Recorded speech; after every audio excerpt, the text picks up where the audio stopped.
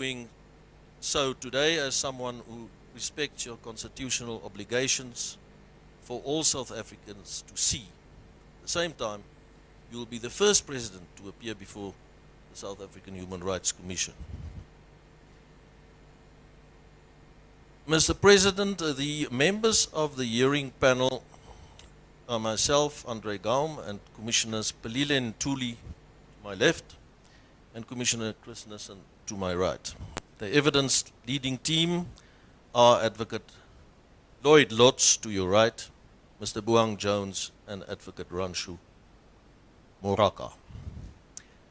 Before we give you the opportunity to make an opening statement, I have to ask you, Mr. President, whether you are willing to take the oath or want to affirm the truth of your evidence. You willing to take the oath? Thank you. Mr. President, do you consider the oath as binding on your conscience?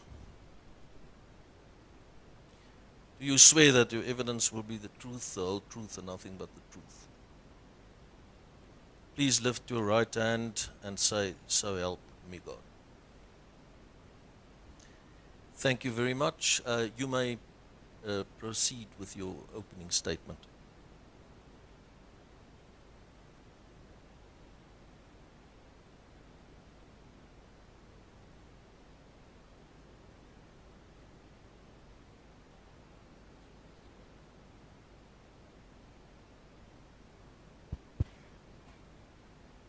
Chairperson, I take this opportunity to thank you for welcoming me to this hearing.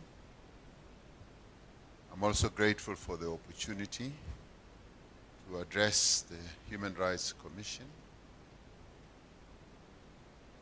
Much as you say, I'm the very first President of the Republic to appear before the Human Rights Commission. I must say that I do that with a great deal of constitutional adherence pleasure, that we should prove and demonstrate that no one amongst us in South Africa is above the law, nor above any constitutional institutions that have been set up in accordance with our Constitution. And it is in this regard that my accountability to our Constitution, to our people, manifests in the way that I have agreed to come here to give evidence in person about the events that your commission is investigating, but also to give an account to the people of South Africa about some of the aspects which have been addressed by a number of other people, both ordinary South Africans, people representing various organizations, non-governmental and otherwise, as well as ministers, premiers, and various other people. So mine is to, in a way, add to the voices that have already appeared before you. But I also want to thank the South African Human Rights Commission for its decision to conduct these investigative hearings. For 1 week and 1 day in July in 2021, as a nation, we stared into the heart of darkness. We watched in horror as parts of KwaZulu-Natal and Gauteng were engulfed in violence, looting and destruction and death. We saw scenes of homes being ransacked and destroyed, and shops and businesses and warehouses being looted and torched, and of people being beaten and humiliated. We felt uncertain and fearful for ourselves, our loved ones, and our country. we felt the greatest sense of betrayal that there were some amongst us who would go so far as to plot to destroy this very country we had spent the past 28 years to build. As I said in my address to the nation on Friday, the 16th of July, 2021, the events of the past week were nothing less than a deliberate, coordinated, and well-planned attack on our democracy, intended to cripple the economy, cause social instability, and severely weaken or even dislodge the democratic state. We are still struggling to come to terms with the cost. There is the economic cost of well over 50 billion rand that was wiped off our economy, and to the livelihoods of those who looked on helplessly as their businesses were damaged or destroyed. There is a cost to the families of those who lost their loved ones so tragically, and those who were injured. And of course, the other cost that impacts on the livelihoods of our people is the almost 2 million people who lost their jobs as the businesses were destroyed and were made unable to operate. We are grateful to those who have testified in these hearings. A number of them displayed a great deal of courage and bravery to come before this commission and detail their experiences and what they saw. As government, we are taking decisive steps to ensure that such events do not happen again and that those who were behind them are brought to justice. Chairperson, what is also hard for us to come to terms with is how those behind the unrest cynically took advantage of society's most vulnerable to further their aims.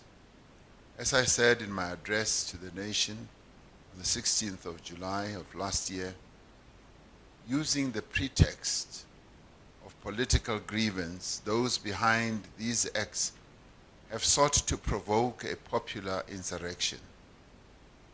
They have sought to exploit the social and economic conditions under which many South Africans live, conditions of poverty, unemployment, and inequality, and those conditions that were worsened since the onset of the coronavirus pandemic.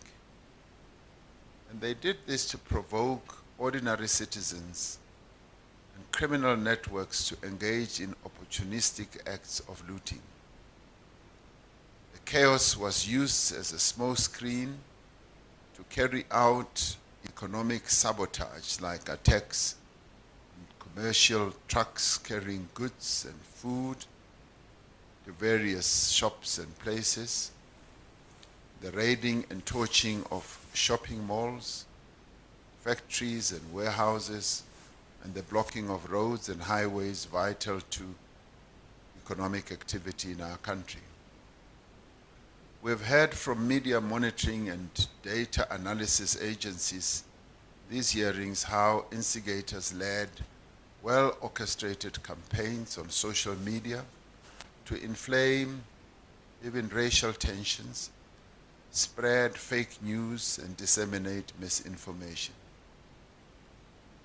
But try as they might, they did not turn us against each other. To the contrary, South Africans came together as never before. As has been the case so many times in the past, the people of South Africa showed that they love their country dearly and will always stand united against threats to its security. I will confine myself in this opening statement to a few observations. Firstly, what were the causes of the unrest? Secondly, how did government respond to the unrest? Thirdly, what remedial measures are being taken to prevent a recurrence of these events? On the first question, there is broad agreement that there were several contributing factors. The fundamental cause of the unrest was a deliberate decision by certain individuals to instigate, coordinate, and incite widespread destruction of property, violence, and looting. The identity of these individuals and the motives for their actions are the subject of ongoing investigations and legal proceedings. The socio-economic conditions in the country played a role in the causes of the unrest. The fact that so many South Africans remain unemployed and economically inactive, the fact that poverty is so widespread in our country, and that inequality is still a major challenge in our society. This could explain why so many ordinary South Africans would participate in the looting, risking arrest, injury, and in some cases even death.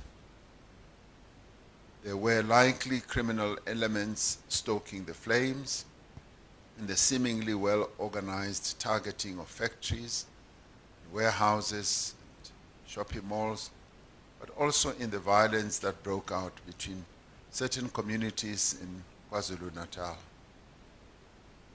The second question I would like to address is the response of the state to the unrest. We have acknowledged that as government, we were poorly prepared for an orchestrated campaign, public violence, destruction, and sabotage of this nature.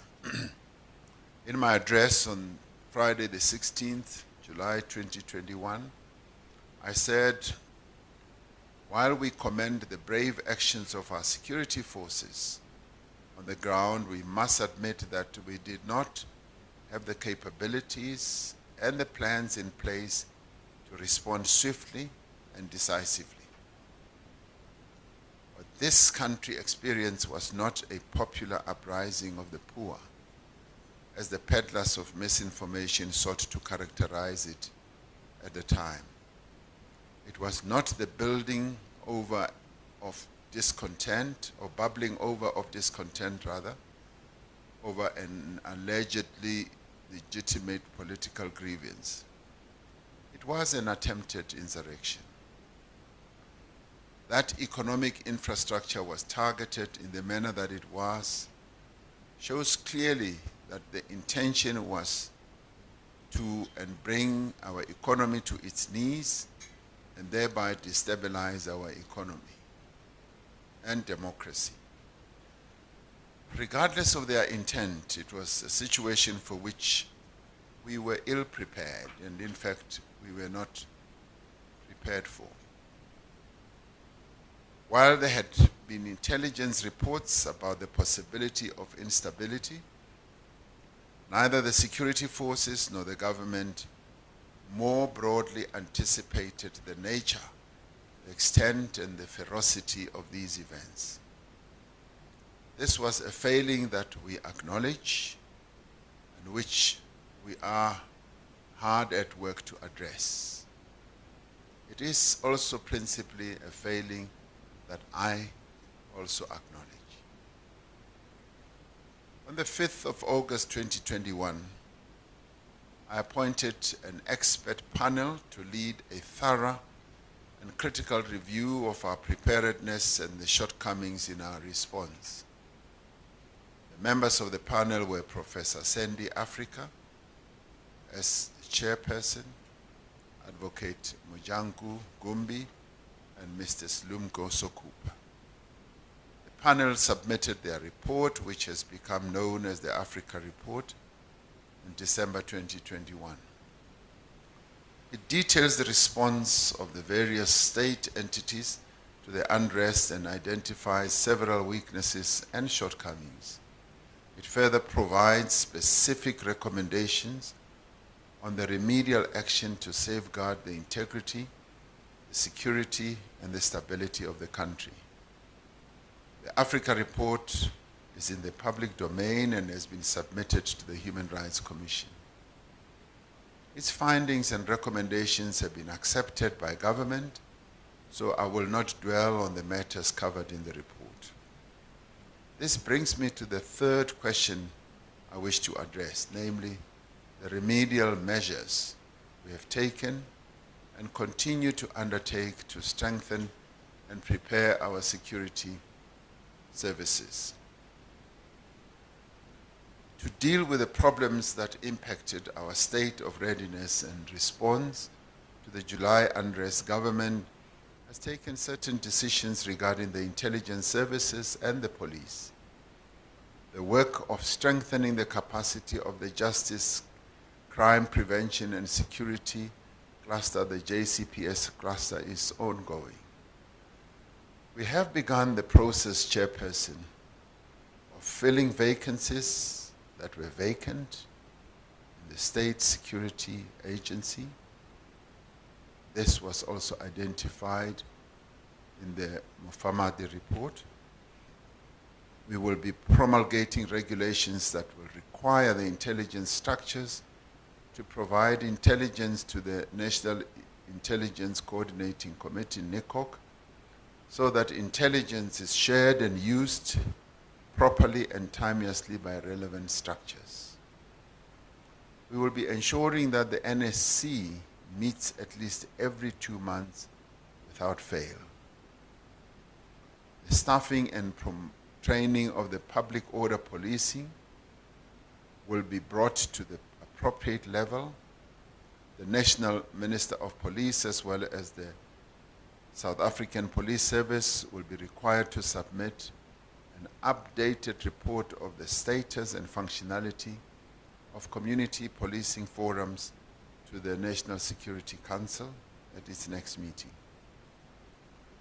Yesterday, the 31st of March, I announced the appointment of a new National Commissioner of Police to bring stability to the South African Police Service.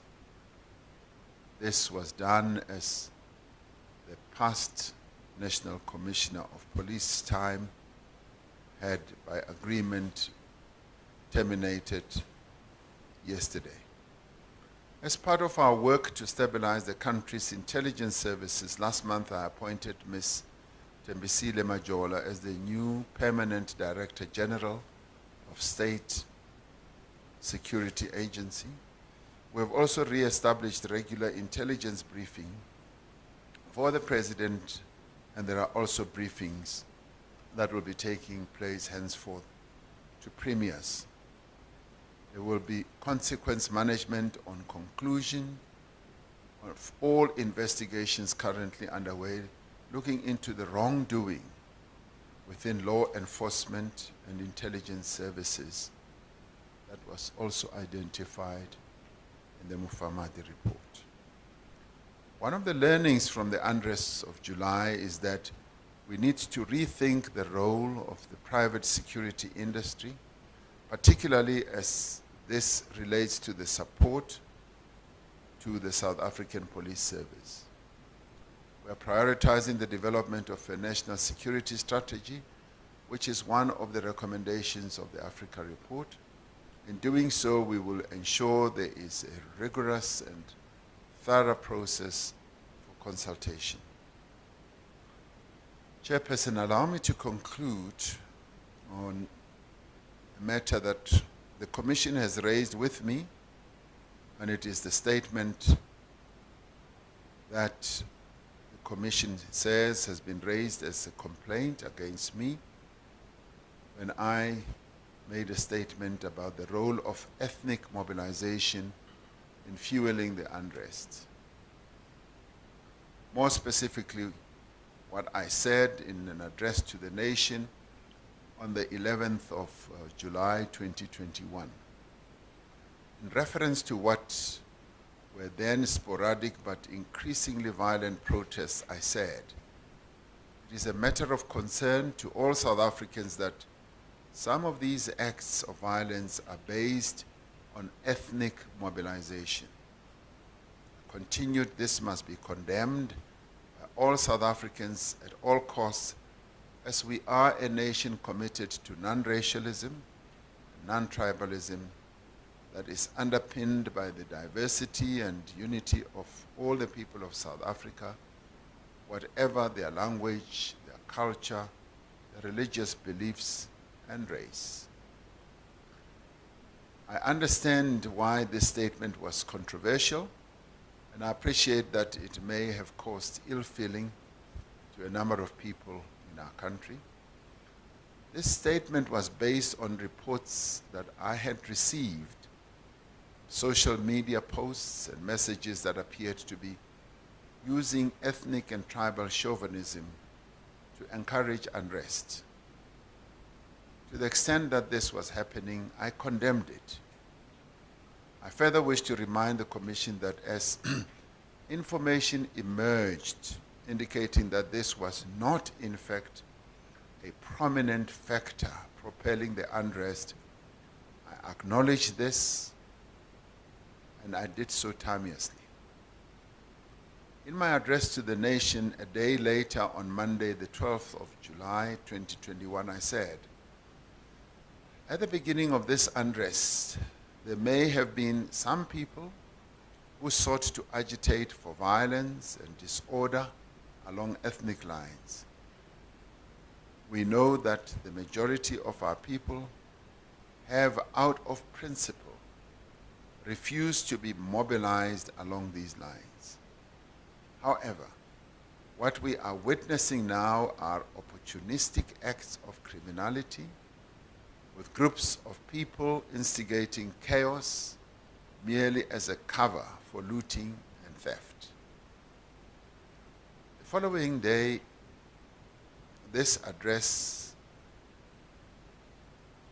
I had a meeting with interfaith leaders where I said, in some areas there were also suggestions of ethnic mobilization, although it seems to be accepted that this was limited. Later in the week, I visited areas affected by the unrest, where I made it clear that the evidence that was emerging did not support the position taken earlier. I was clear, and I will be categorical again here today. The majority of our people have, out of principle, refused to be mobilized along these lines. The question in the minds of many will then be, on what basis did I make that assertion? Like many South Africans, Chairperson, I'm a viewer, I'm a listener, and I'm a reader of various mediums, social media, newspapers, you name it. Like millions of South Africans, I also followed the many conversations, watched the video clips, and listened to the audio recordings being disseminated. The conversations and hashtags in circulation at the time saying things like, hashtag Cyril must resign, or hashtag Cyril must go, are all expressions of what is enshrined in our Constitution and speaking to the right to free speech. And that is just normal, and as leaders like myself, need and ought to accept that this is par for the course. It allows people to have free speech and express themselves in whatever way they want to. So when they say to a leader, you must go, you take it in your stride, because people have the right to express themselves. But Chairperson, like millions of South Africans, I have bitter memories of our past, where tribalism and ethnic chauvinism was used to promote hatred and to divide. It is a time I never wish that we should ever see recurring in our country. That is why being showed conversations saying things like, ivenda alime kancane thina abantu bangempela sisalungisa izindaba zethu. Statements such as thina angeke sibuswe ngevenda.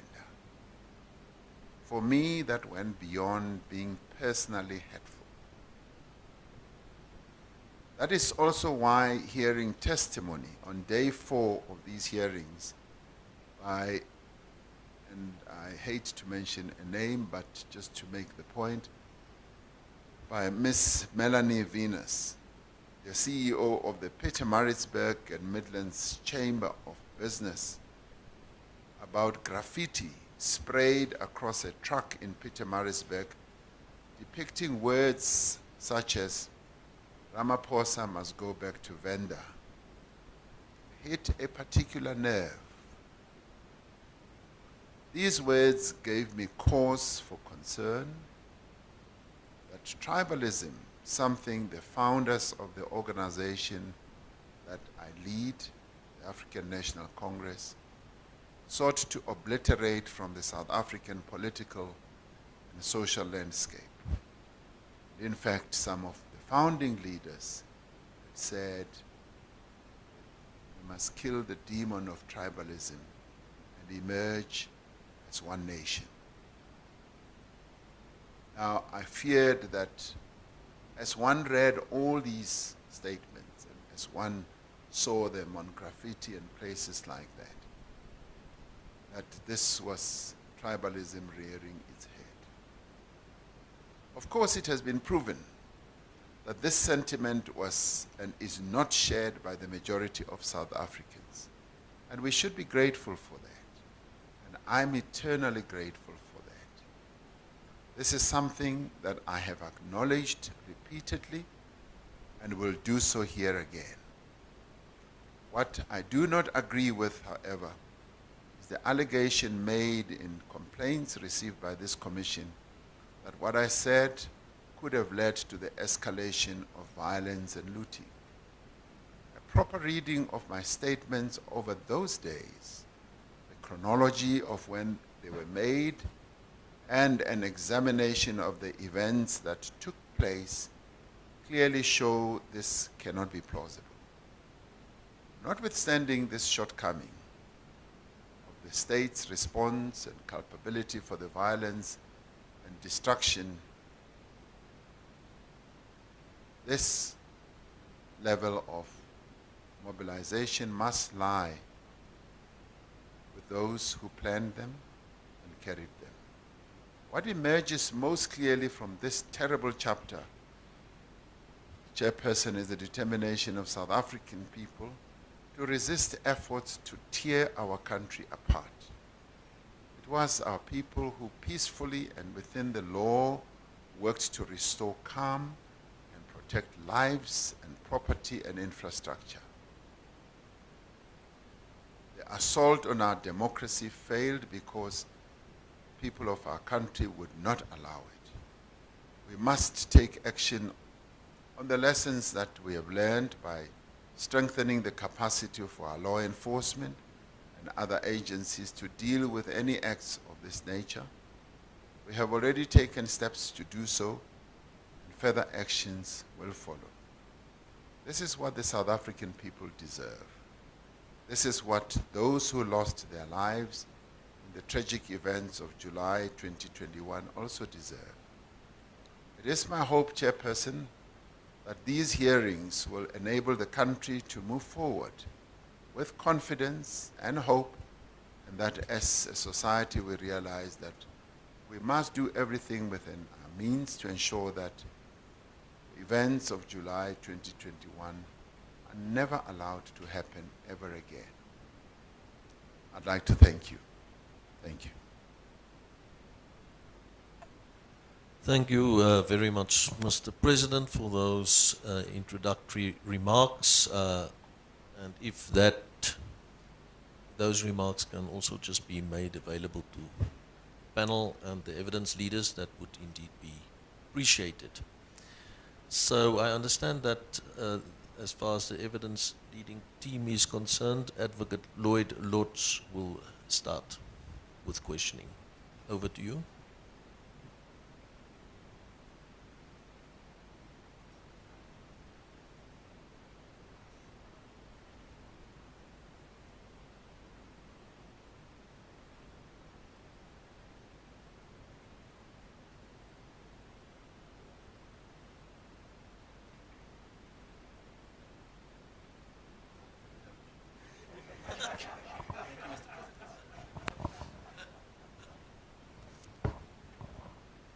Thank you very much.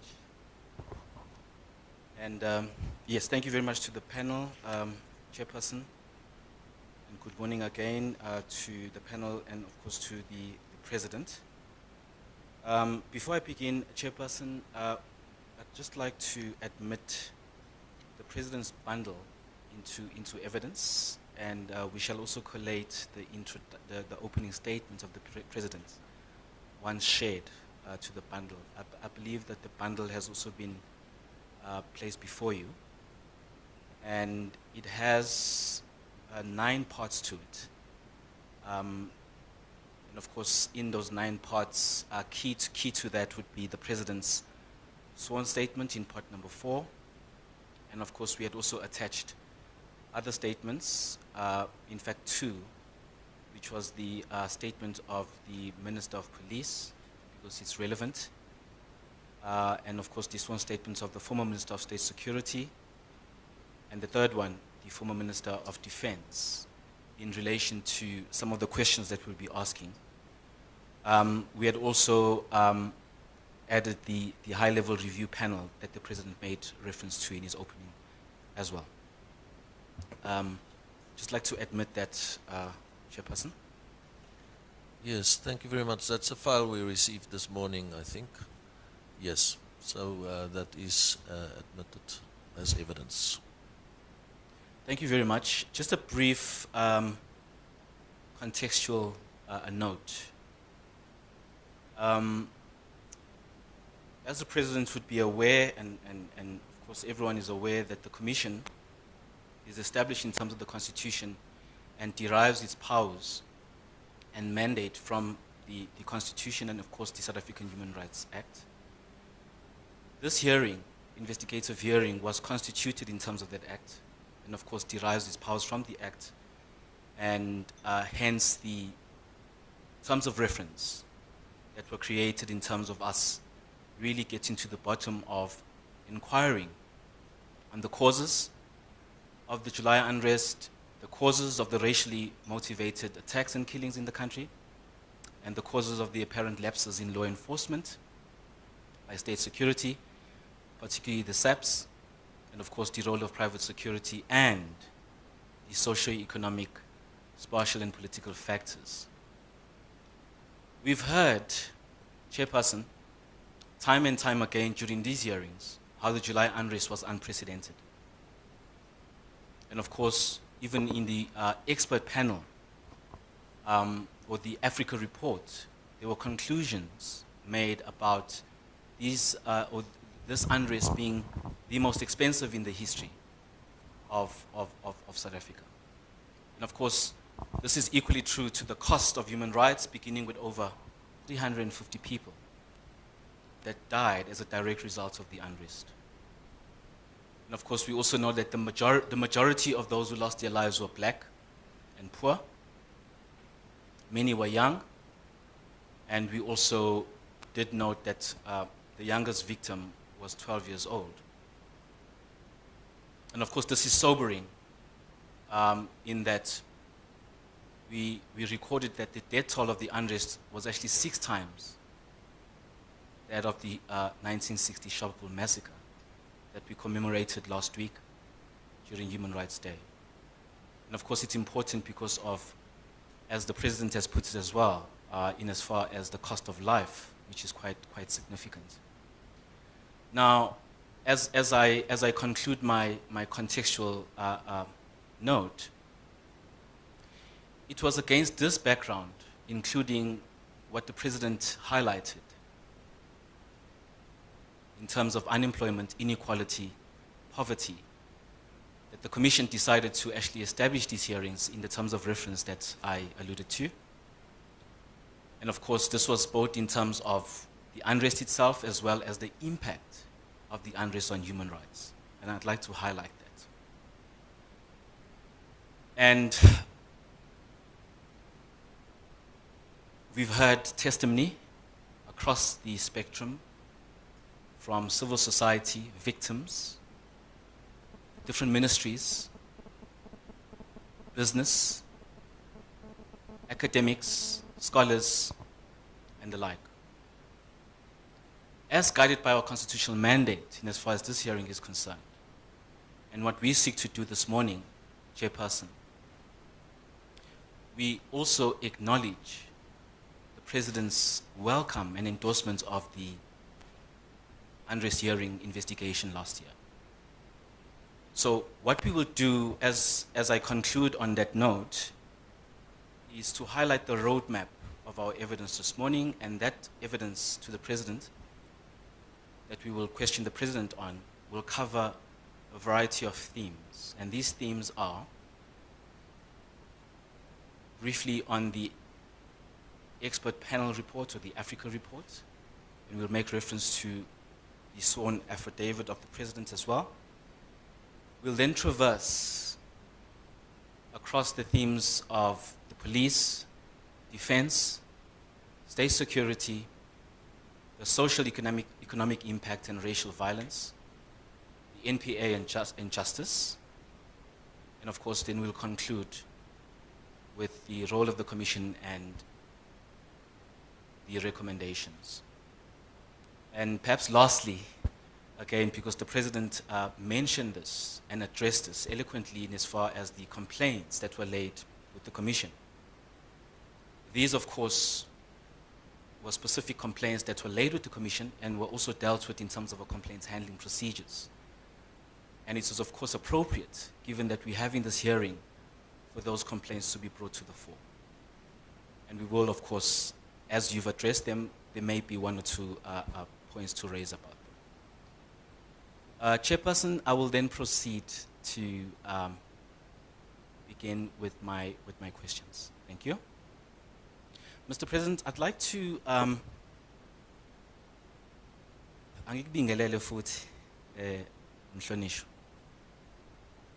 would like to proceed to move to your affidavit in part 4 of the bundle.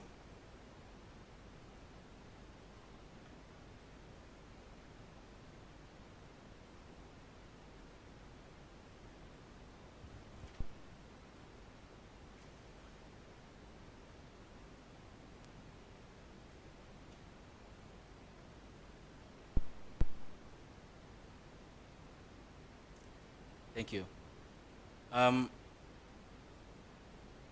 As a way of beginning, Mr. President, I'd like to just highlight perhaps your opening in paragraph 1 of your affidavit, where you provide, and I will not read the entire paragraph, perhaps I should. You say, I am the President of the Republic of South Africa.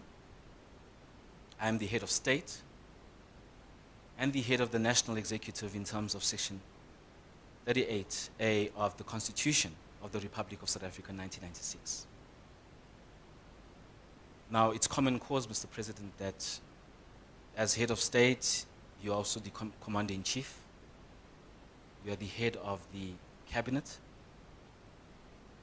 But we also acknowledge that you are the leader of the ruling party. Perhaps a quick question would be, how do you traverse this relationship that you have with yourself in these different roles and different hats that you hold?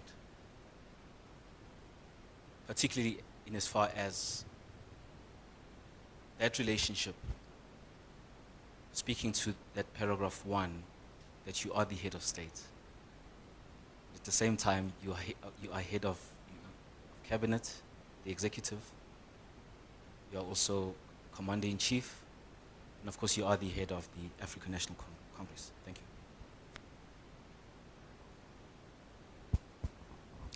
Quite a number of roles, I'm sure you will have noticed. As the President, indeed, I'm the head of state, and being head of state, I'm therefore responsible for,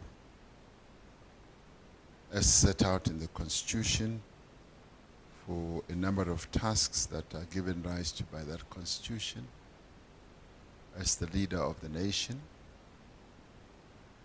and the state. But as you know, the state is made up of a number of other components that are independent, our judiciary and our parliament.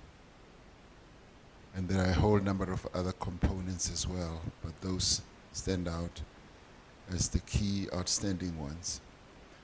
But I'm also head of the National Executive, which is the cabinet, which I lead.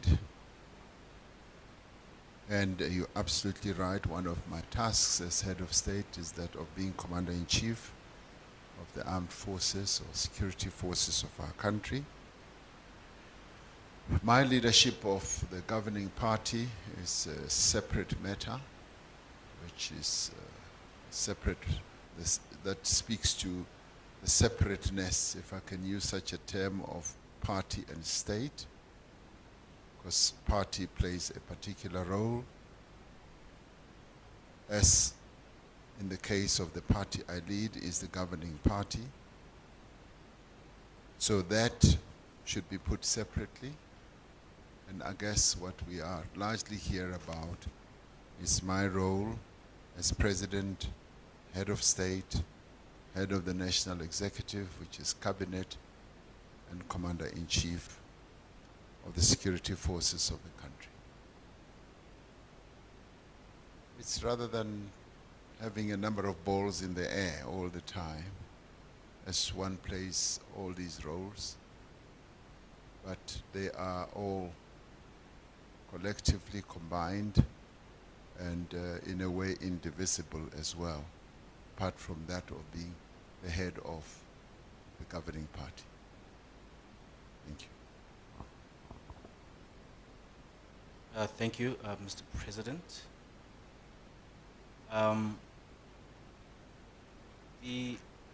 In your affidavit as well, perhaps if you could just proceed to move to, because you've addressed the other aspect, I will not deal with it in as far as the description of ethnic mobilization. It may also come back later, as my colleagues will also address other issues. Paragraph 6 of your affidavit talks to the Africa report that you mentioned in your opening address as well. And perhaps I'd just like a view from you in as far as, and I'll come back to the paragraph itself. What was actually identified by, because you shared it with us, it was also made public and we've seen the report. Crucial to the work of the Commission is the distinguishability, or we can distinguish the work of the Commission in as far as this hearing is concerned to that of the expert panel that was appointed by yourself. And we noted that even in the panel report or the expert report or the Africa report itself, it was highlighted that there were some shortcomings in as far as that report is concerned, such as the panel had no subpoena powers, it had limited time frames, and it did not hold public hearings as we do. And of course, the evidence team, we've looked at that report, and we will also look at the findings and recommendations. Perhaps a view from you in as far as the utility of the report, because I think you made mention of some of the things that you're implementing as government. And perhaps it would be important for us to just get a sense from you as President as to what utility, with the shortcomings, and we'll get to some aspects of the report shortly, what utility, in your view, very briefly, you found in as far as this report is concerned? Thank you. The use value of the Africa report is that much as They didn't have sufficient time. They didn't have subpoena powers. They didn't have the type of, I would say, public hearings like you are having. Was that we had brought together a team of people who were well versed in the security field, in the intelligence field, and in the legal field, who in many ways had a measure of experience in all these areas and were able to look at what had happened in July and the shortcomings, with the benefit of either having had the experience themselves in their previous lives or knowing exactly what the full architecture of the various aspects of the security complex should be all about. And what they have come up with is what I believe should be able to complement the work of the Human Rights Commission. You are a statutory body, and you have powers of subpoena, and where they might have had a shortcoming, you would be able to complement that. They have identified areas of weakness, and they've come up with very useful recommendations on what we need to do. They have seen gaps in a number of areas, which, as you say, we will go into in a little while. So I found their intervention most useful, and the reason I appointed that panel was that we wanted something very quickly that would immediately demonstrate to us what had happened, why it had happened, and what we needed to do to forestall that happening ever again. I pondered for quite a while whether we needed to set up a commission of inquiry.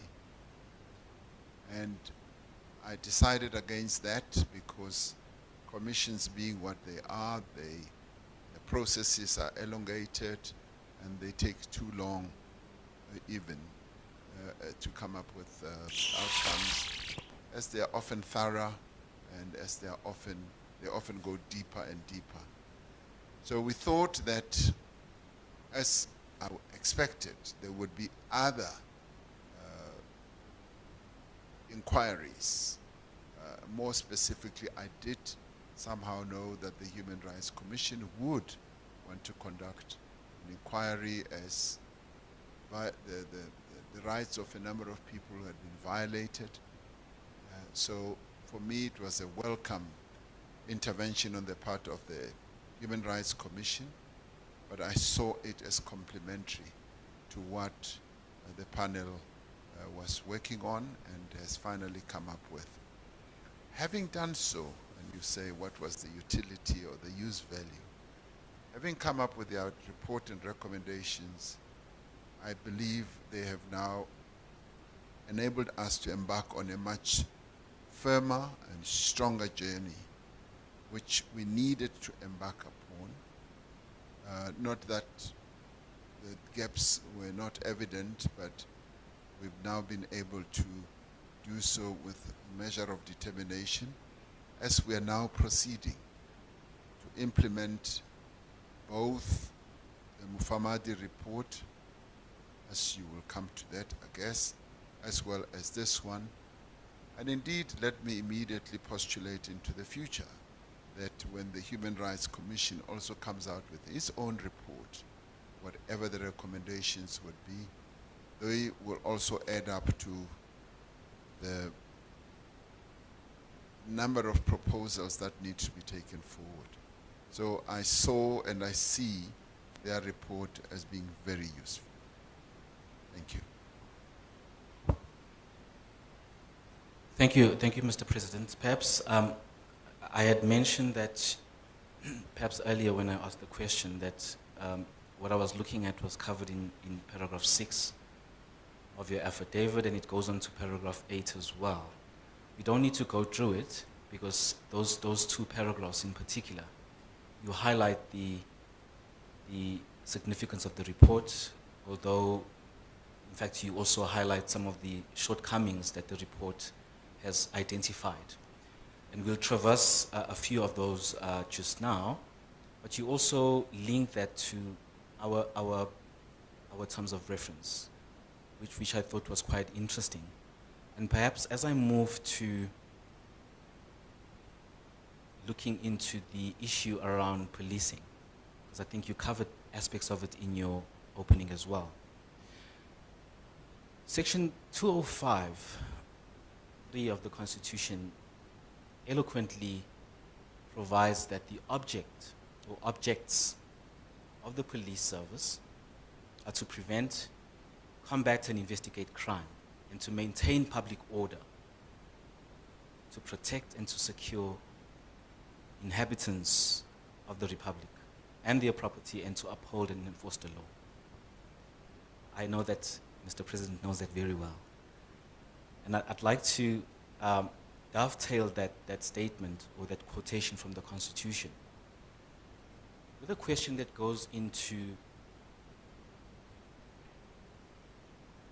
the issue of leadership within the police service. I know you've touched a bit on it.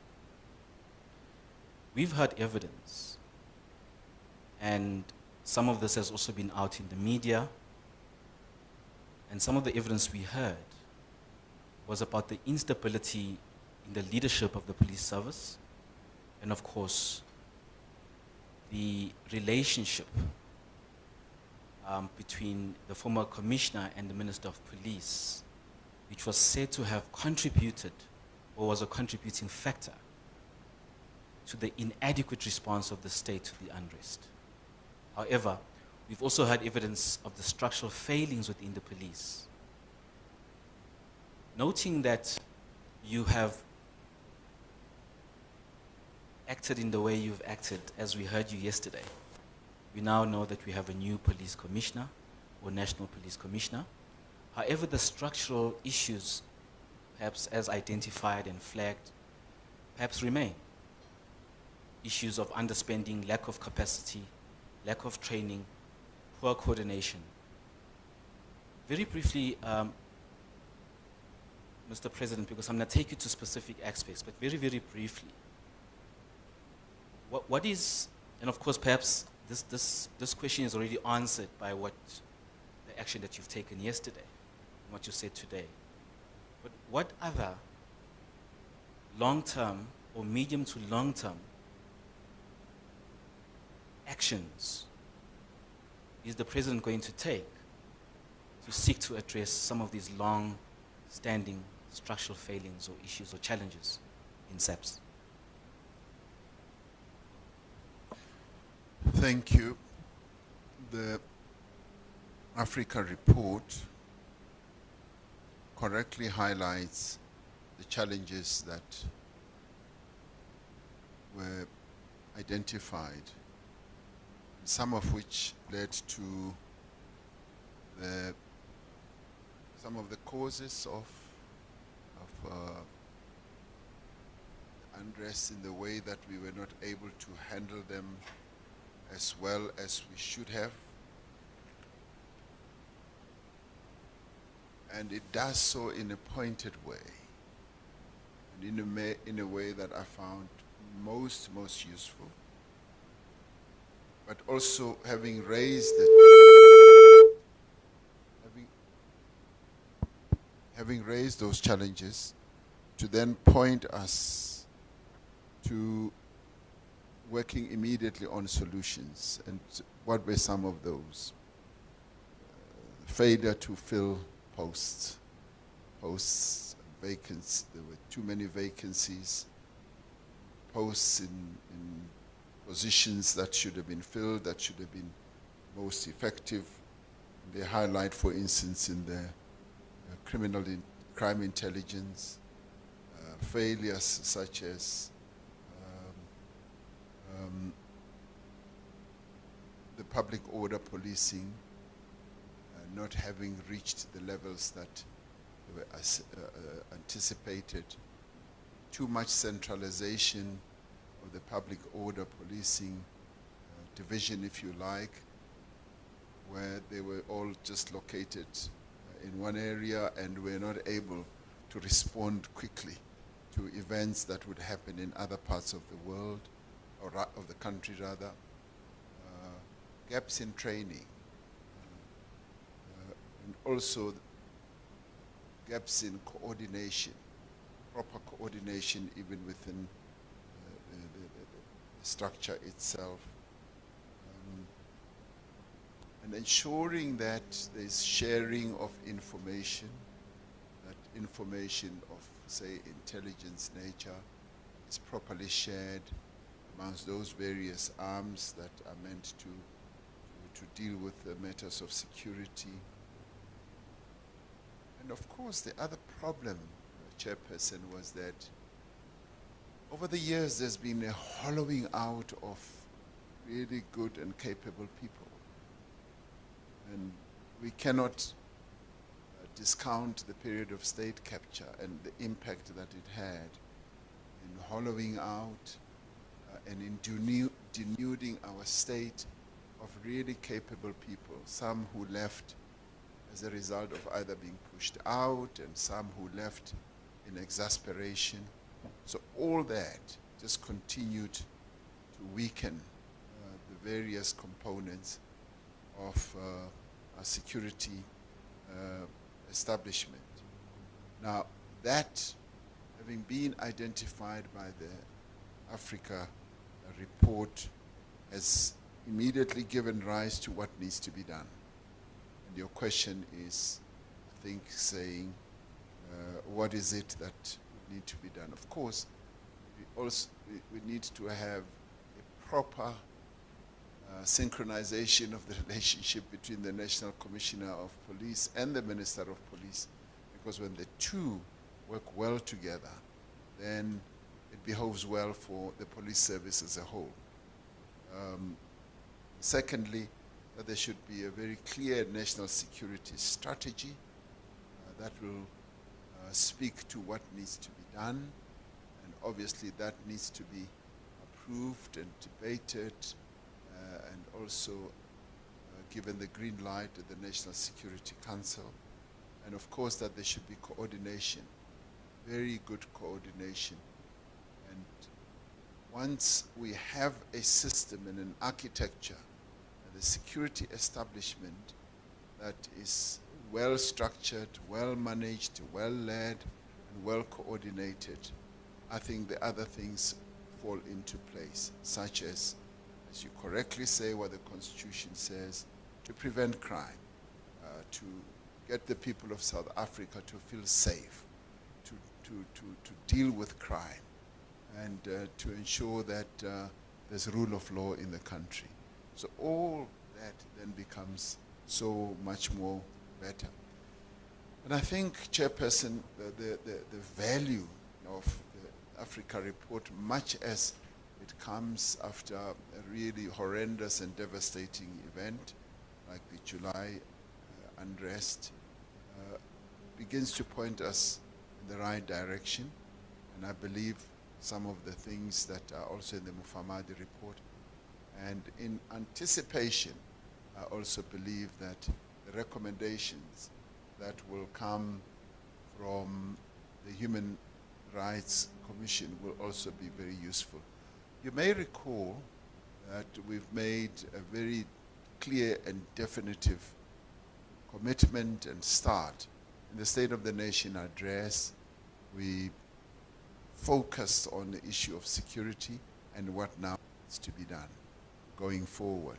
So we are focusing on all this and the various actions that we've been taking, putting the right people in the right places, people who are fit for purpose in the right places, like we did yesterday with the new Commissioner of Police. It's going to lift the capability of that structure of our security arm, and we will begin to see real results as coordination also is strengthened. But of course, as I ended with the announcement yesterday, we will also be looking to how us, the people of South Africa, give support to not only the new commissioner, but to the police themselves. There's been a delinking and a disjuncture between the people and the police. And one of the tasks that he has as the new leader of the police is to make sure that the police are trusted. People have confidence in the police. And our people feel that they should go to the police whenever they have problems and troubles. And so that reconnection of that relationship between the police and our people is going to be, in my view, reinvigorated, not only by his sheer presence, but also by the various measures that we've now started to take and will continue to take going forward. Thank you. Thank you, Mr. President.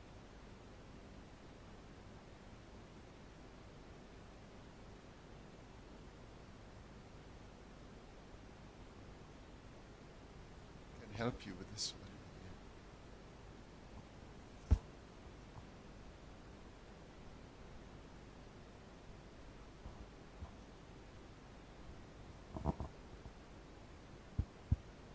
It's now on. Thank you very much for that. I think you've covered some aspects that I wanted to refer to. Perhaps I should, just for the sake of completeness. In the panel, in fact, in your statement, you did attach the Africa report as an annexure. And I'd just like to take you to page 133 of the Africa report. Page 133, which covers paragraphs 7.2 to 6. And this, of course, is findings which are related to some of what we sort of dealt with or traversed in as far as the police failings. I think that you covered a bit. And I'll just read very quickly. Paragraph 7.26 starts off to say, and I quote, that differences in opinion between the Minister of Police and the National Commissioner about whether the police did enough to present the violence shows that there is no agreement on the capacity of SAPS at the very top. This is of great concern.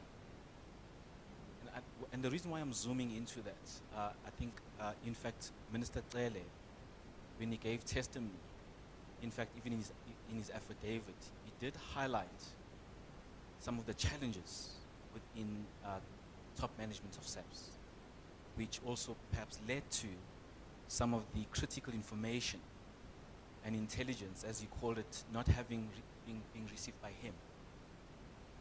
And why I'm zooming into that, and we appreciate the fact that there's now a new national commissioner. Perhaps the question related to that finding of the expert panel report, and we could even link it to even perhaps the recommendations. And I think you've answered an aspect of that. But how do you build, as the president, how do you build this confidence within the members of SAPS? Because they're the ones, the members in blue, they are on the ground. We heard some beautiful, positive stories and information about the positive role that majority of SAPS members played. Perhaps the question is, how are you as the president going to ensure that such a key finding, a concern raised by the minister, you now have a new incumbent, how do we ensure that there is this synchronization that you called? Because I think it's quite important so that the entire SAPS runs like an old machine, basically. Thank you.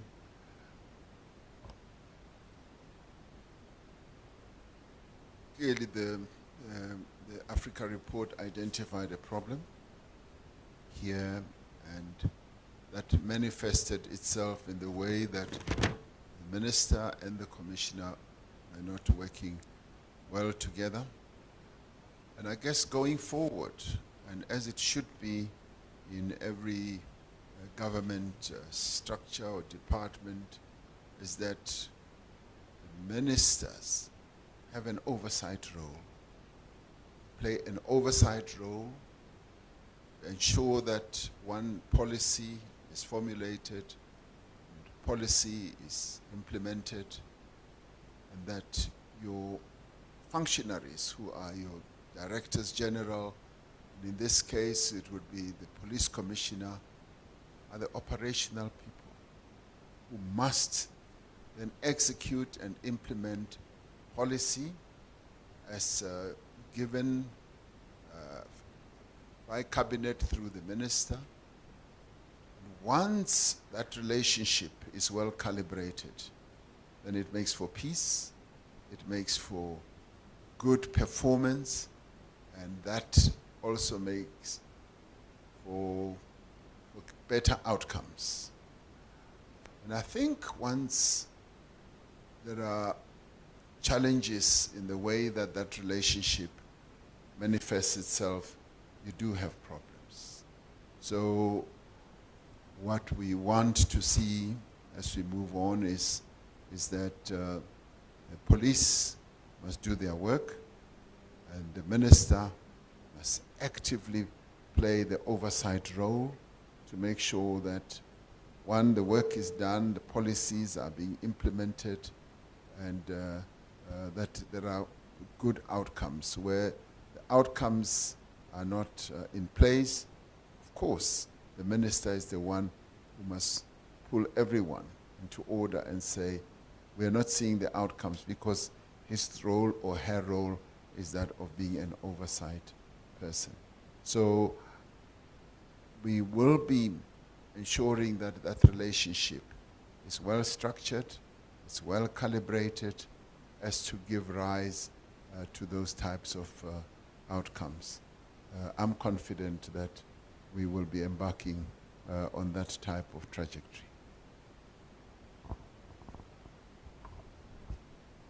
Thank you for that, Mr. President.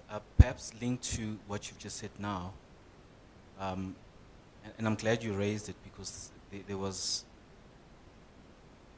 put to even the minister when he was here, as to whether his role is that of oversight or he's operational. And I think the point was whether or not there should be a crossover from one role to another. But linked to that, I think, and what came out quite clearly as well, if you look at paragraph 7.30 on page 134 of the Africa report, it goes on to say, the combination of poorly equipped police stations and inadequately trained police resulted in the police being overwhelmed and not being able to deploy sufficient and properly trained and equipped officers, backed by the necessary intelligence, to deal with that threat. We've partly addressed that in as far as what government is doing, particularly in terms of training and so on. Perhaps a comment on that, especially in light of the issue of budgetary constraints and or what came through from the former Commissioner of Police, that the budget of the previous financial year was only signed off and or approved in August of last year, as opposed to earlier. And I think the issue there was police, perhaps during the time of the unrest, particularly crime intelligence, may not have had the relevant budget for them to be able to adequately operate. Your comment, please, Mr. President. Thank you. When it comes to crime intelligence, yes, I think the budgetary approvals would have come at a time that was way beyond the normal time. But more broadly, as you allude to 7.30, and the combination of poorly equipped police stations, this is a reality. For instance, when one inquired about the capacity of the police, even at the localized level, on things like one having personnel that are well versed and trained in public order policing, you found that they were not there. the police station. And consequently, they didn't have the equipment right there at the police station to be able to deal with situations of unrest, and that could have been challenging. And that just sort of exacerbated the situation. But of course, the budgetary constraints would play a key role in all this, because the absence of the resources did not make it easy for each of the police stations to have, one, the trained personnel, two, the equipment that they needed to have.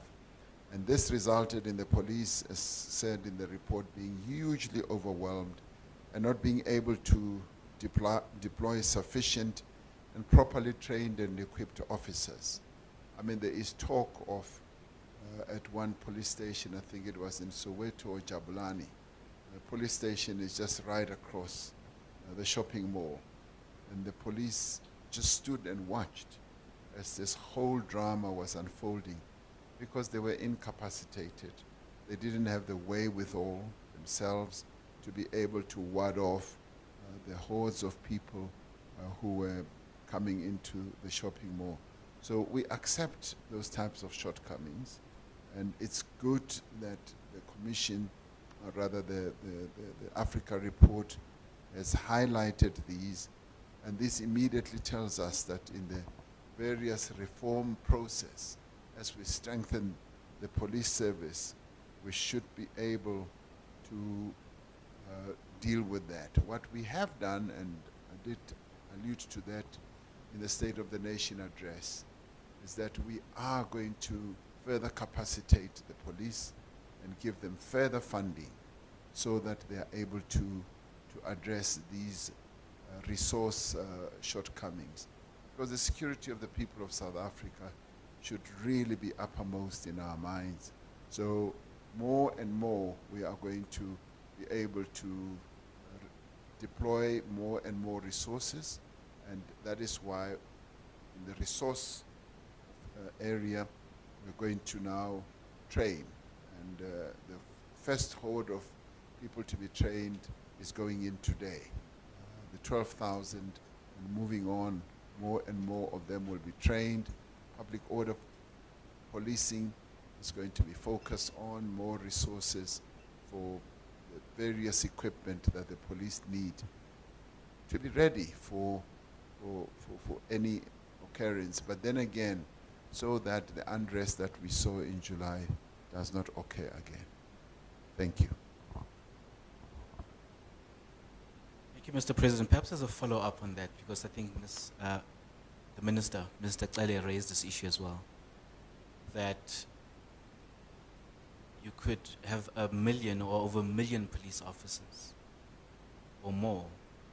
However, if there isn't a proper, well synchronized relationship between the police and the community, including your, and you touched on this a bit, including your community police forums, and to deal with that, as because I think it's quite a challenge.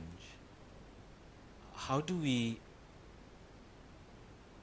and I think that the timing is good, Mr. President, in that we have a new national commissioner.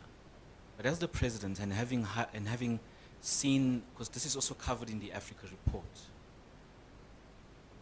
how do you instill that confidence to South Africans in particular with regards to this turnaround that needs to be made in as far as the police having a much better working relationship with the community and the role of the communities in supporting the police? Because Mr. Cele put it to an extent to say that, or the Minister of Police put it to say that if you do not have the support of the community, you can have millions of police officers and still fail in addressing and dealing with crime. Your comment, please, Mr. President.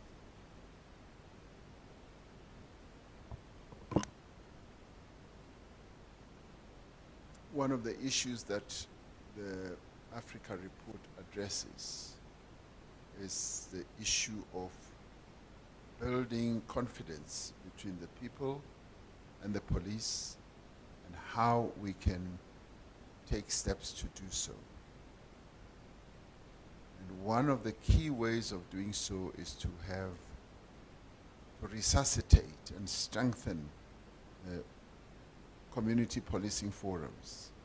This is a structure that we have, and where these structures exist, they work extremely well, where people in the communities as leaders and various formations in the community are able to work with the police themselves. And this, in many ways, is one of the best structures, I think, that we are very unique to have in the world, because it prevents all manner of other undesirable initiatives, such as vigilantism. Because if you have a community policing forum, vigilantes never really have the space to start mobilizing communities, because the communities are well connected with the police and the work that police have to do.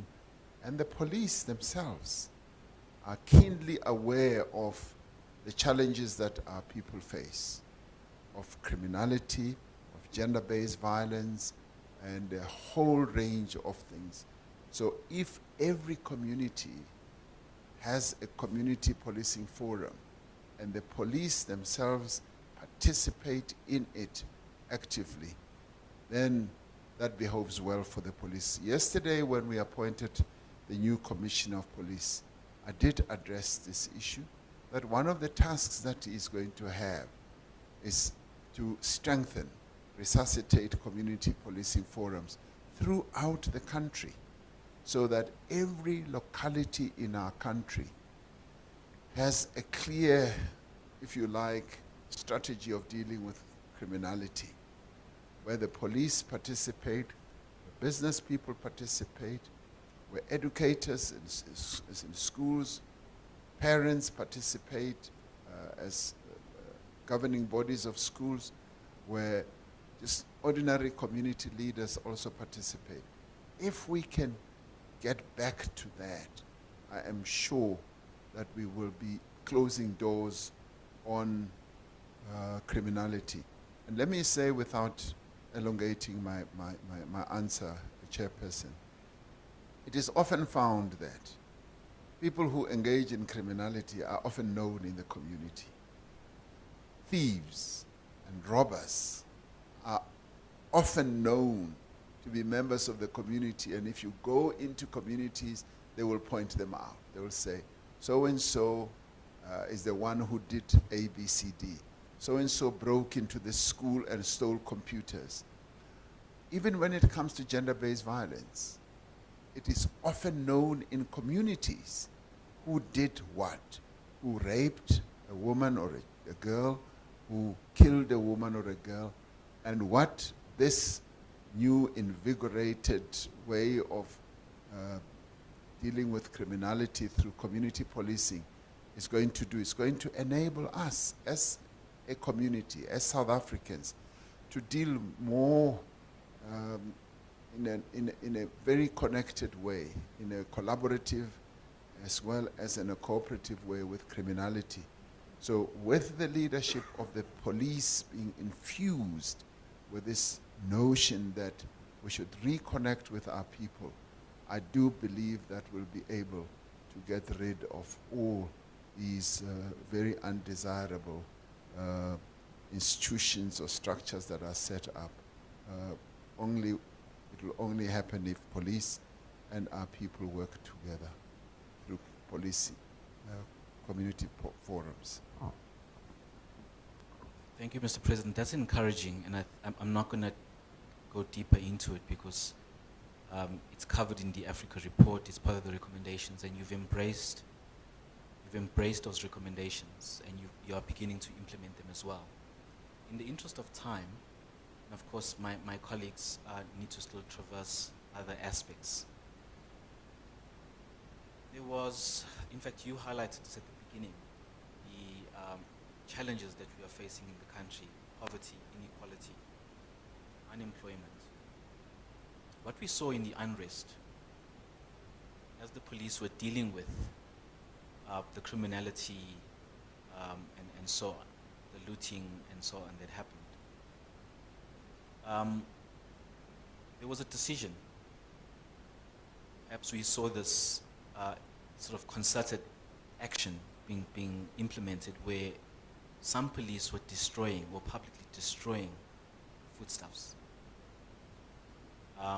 Now, very briefly, if you saw that, and perhaps you did, you may have reflected on it, you may have a view, and I'm interested, or we are interested on your view as the state president, especially given that we have a quarter, or almost a quarter of the population experiencing food insecurity. Thank you. Thank you, Chair. I saw some of those visions of how the police trying to execute the work and following up on those who had participated in all these events. And I was troubled when I saw how they were going like from house to house, searching, finding either bags of mealie meal, of rice, oil, cooking oil and all that, and taking them out and even seeking to arrest some of the people. That troubled me a great deal. And much as something really terrible had happened when our people had been exposed to this temptation of going out to loot, I was not pleased at all as we saw poor people being visited by police and the goods that may well have been taken from places being taken out and destroyed. I did and discussed this with the Minister of Police and said, this does not look good and this does not lend itself well to just being able to deal with the issue of poor people, and we needed to weigh up precisely what it is we were seeking to do. Should we be going more after the instigators, or should we be going more after those who had just gone with the flow? But more particularly, should we be going out into the homes of poor people and taking out what they had either been given or they had collected or looted? So the answer to your question is that I was troubled by what I saw happening, particularly in the sea of the poverty and the hunger. And of course, I must immediately say that just does not justify the acts that people would have gotten involved in, of being accessories to the looting and participating in the looting. It is not justified at all. But at the same time, one did get touched by visions and pictures of people being hauled out of their homes with bags of mealie meal and that being destroyed. That did not look nice. Thank you. Thank you, Mr. President. I believe it was the infamous Operation Keep Receipt, as it was called. Operation Keep Receipt. Keep a receipt. Thank you, Mr. President. As I draw to conclude my line of questioning, and perhaps we can elect to take a comfort break when I end, if that's fine, the panel. Do you want one now? All right. Okay. We are very concerned, so we'll keep on checking. The response, Mr. President, to the unrest unfolded unevenly, and we had testimony. It was the chambers of business, as you made reference to, Pietermaritzburg. There was also, as we've received, hundreds and hundreds of submissions. We also posed or put this to the police as well,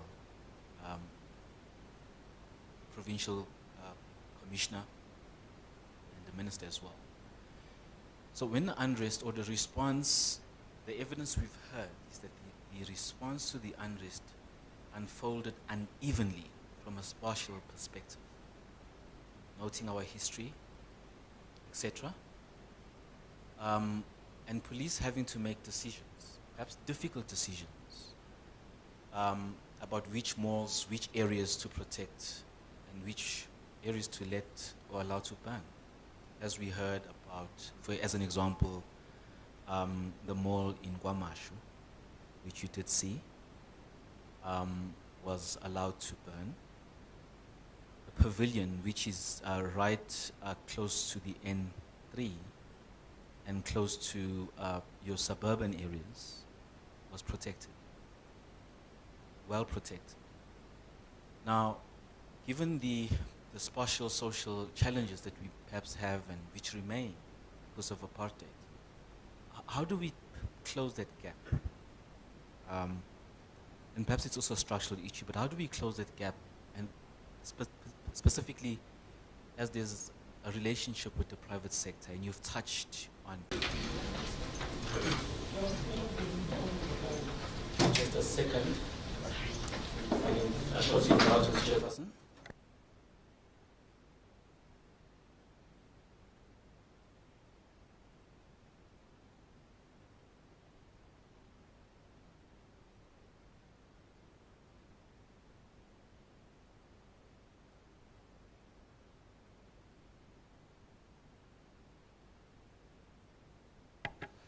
Thank you for the indulgence, Chairperson. Perhaps we can proceed. Mr. President, I think I was trying to finish off my question when the power went out. Perhaps I'll just submit the question again, if that is fine. And my question was related to the response to the unrest which unfolded unevenly, and we got evidence to this effect. From a spatial perspective, with police officials having to make decisions about malls, or rather which malls and areas to protect and which areas and malls and so on to allow to burn or be destructed, etc., to protect life, property and livelihoods, which is often along spatial cleavages that remain from apartheid. And of course, we know there's a relationship that the police also have with the private sector, and you've sort of touched a bit on that. We are interested in your comments on that, because it's something which perhaps resonates, and we see quite a lot, especially in terms of the spatial layout, as you also touched on the issue of inequality, poverty, unemployment, and the remnants of apartheid that we still see in the country. Just a view and a comment on that, please, Mr. President. Clearly, the special architecture of our country, which has its origins in apartheid, social engineering, continues to be a major challenge for us as we seek to advance the lives of our people on a much more equitable and universal basis. And this became much more evident in the unrest, because as you correctly say, I mean, the responses were somewhat patchy and different in certain areas, where in some areas where many of our people live, once the malls were attacked, there was absolute mayhem and devastation. But I guess it also had to do with the time that it took to move to other areas. They became more prepared, and the private security firms also participated in helping to protect some of those areas. But we also need to look at how as it mutated and moved to other areas like in Gauteng, in Soweto, where you got communities themselves organizing themselves to defend some of their malls and shopping areas. And I guess they did that because they knew that total destruction like that would lead to job losses, to business losses. So you had a differentiated type of response to all this. And when it started, obviously, it started in KZN and started moving very quickly. And as we all became aware that there was like a coordinated organization and a plan for this, other communities and other areas got more ready. But specifically the issue you're addressing, which is the special landscape of our country, continues to be a problem, continues to be a bane of our transformative trajectory.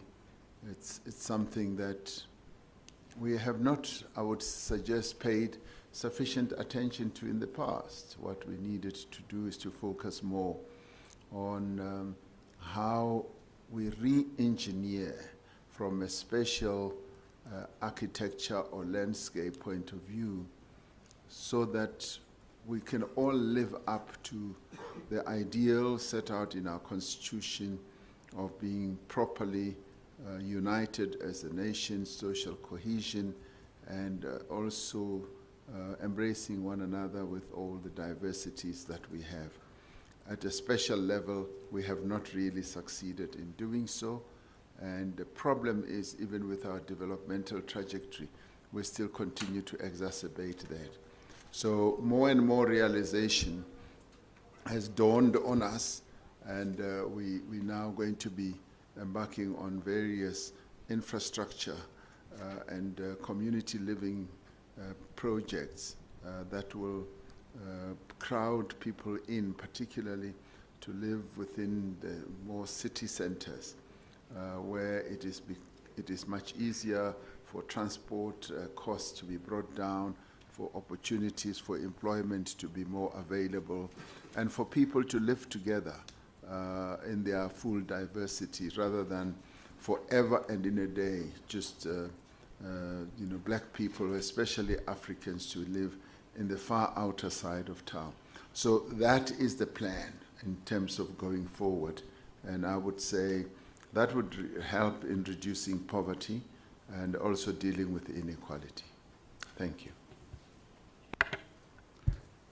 Thank you, Mr. President. I've just got one last question, and perhaps it's also a follow-up to what you've just alluded to with regards to private citizens or citizens protecting their property. We also saw some community policing forums, private security protecting property.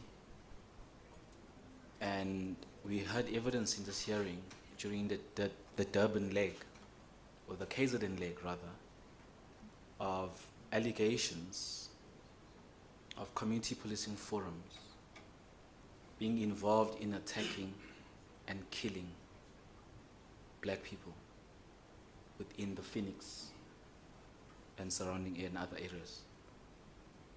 As the state president, I know, we also know, Mr. President, that you did visit KZN. You covered it in your statement as well. What is your reflection? I understand that many of those matters are still before the courts, but I think it's an important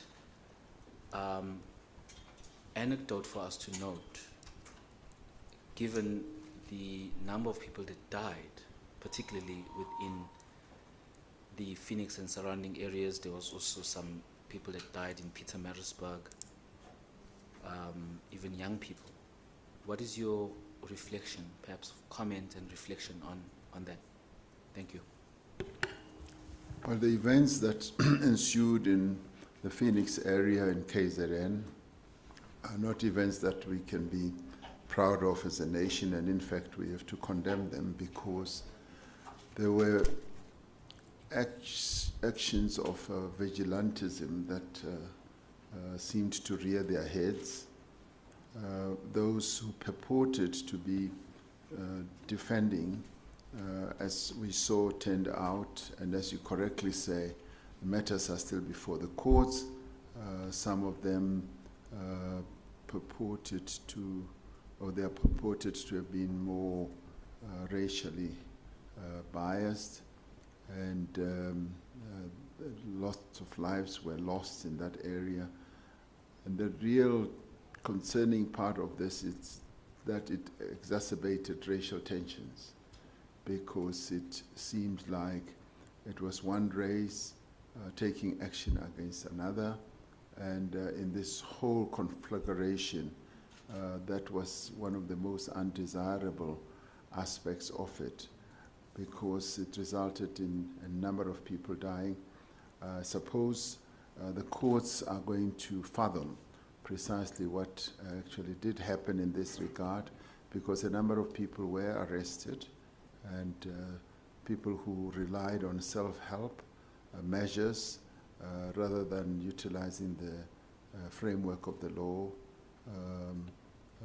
found themselves caught up in all this. What we can say as a government is that we regret very much what happened there and have to condemn what was fueled by racial tensions. We never want to see race beginning to play a role in any protest, in any community activity at all, because for a country like ours, which has attained freedom from the fear of racism, tribalism, it is important that we keep the course of being completely non-racial, non-tribal in anything that we do. Because once you begin to tilt that balance the other way, once it loses its balance, it just can result in chaos and mayhem. And that is precisely what we don't want to see. We've seen it happening in other countries, and I can say we've been blessed and fortunate that we've been able to close all the fault lines and keep the balance that has enabled us to continue to emerge as this nation that Nelson Mandela envisaged. Thank you. Thank you very much, Chairperson. I'd like to now hand over to my colleague, Mr. Buang Jones, to proceed with other related themes. Thank you very much, Advocate Lords. Mr. Jones. Thank you, Chairperson. Mr. President, Dumelang. My segment will cover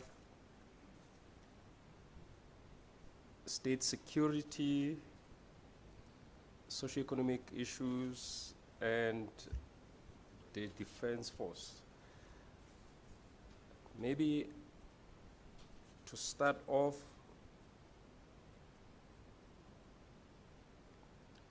I will confine my questions for now to state security issues. Mr. President, were you forewarned about the unrest, either from intelligence sources or from members of your cabinet?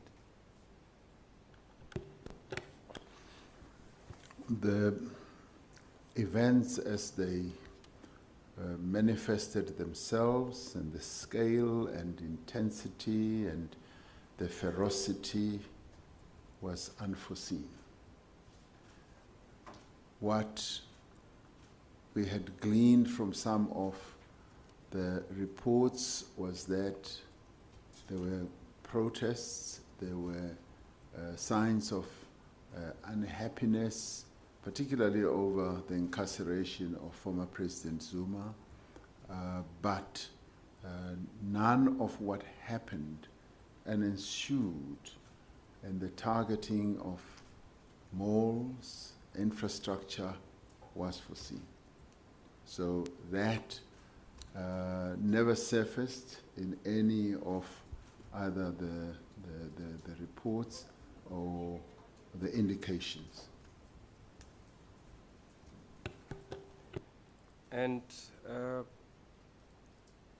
at the time when you received the early warnings, if you did you by any chance engage with the then Minister of State Security and the head of the domestic branch of the State Security Agency? There were those reports and indications about the protests, meetings of people who were protesting, and it never got to warnings of the scale of the devastation that finally ensued. So to the extent that we received any, it was just limited to this unhappiness, this level of mobilization in a specific area of people who are disgruntled, who are unhappy about what has happened in the Constitutional Court trial, what has happened about the possible incarceration of the former president.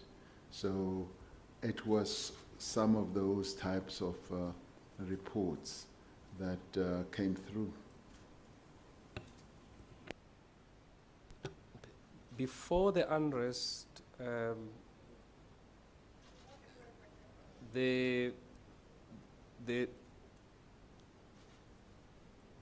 was the National Security Council already operational? When I became president, I realized that the National Security Council had stopped operating, and we resuscitated it. And that would have been in 2019. And the meetings that were planned for the National Security Council were then overtaken by the arrival of the pandemic. When we started focusing more on the pandemic, the net joins, which is composed of a number of the Security Council and the security structures, operatives from the police, from SSA, from the defense, we then focus much more on the pandemic, which, as we know, had a security element in it, particularly as we deployed police and the defense force. So the meetings of the National Security Council then fell in between the gaps, because the people who were meant to be part of that were just focused on the pandemic, which was like an everyday occurrence from a management point of view. You earlier testified that the NSC, the National Security Council, going forward will be meeting every 2 months. Before the unrest, were there any meetings that you chaired of the National Security Council? As I recall, yes, there was one, but after that, we then met. Soon after the unrest happened, we met, and we met a number of days, almost every day, during the course. And we've now resolved, following also the criticism that has been made against us not meeting even prior, we've resolved that we are going to meet every 2 months. And this is now the mode that we are in. We're meeting much more regularly. And I must say that the pandemic really interfered with it, because I had wanted the National Security Council to rather focus on the security situation in the country. And when COVID exploded on us, that kind of stopped. And I digress for a minute. We had become chair of the AU. And even at the AU level, we had determined that we are going to focus on a number of projects. And as soon as COVID arrived, all those were pushed to the side, and we just focused on the pandemic. So, great mistake on our part, but at the same time, without putting it forward as an excuse, we were called upon to focus more on the pandemic, which, as I said, had also security ramifications. Before you became president, you were the deputy president of the republic. And in terms of the composition of the National Security Council, would it include, or would the deputy president be a member? Were you a member as the deputy president of the National Security Council? As I said, the National Security Council as a structure had stopped, if you like, existing and functioning before I became president. So after I became president, I resuscitated that structure. And yes, the deputy president of the Republic is a member of the National Security Council. So are a number of ministers, particularly those who are in the security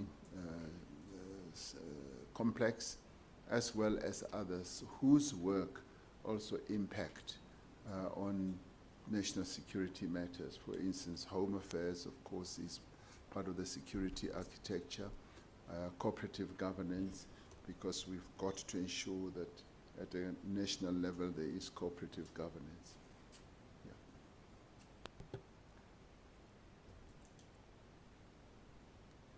The expert panel report alludes to information being given to the Minister of Police by other sources. Are you aware of any intelligence sources or concerned intelligence operatives that tried to reach the presidency before the unrest to provide information?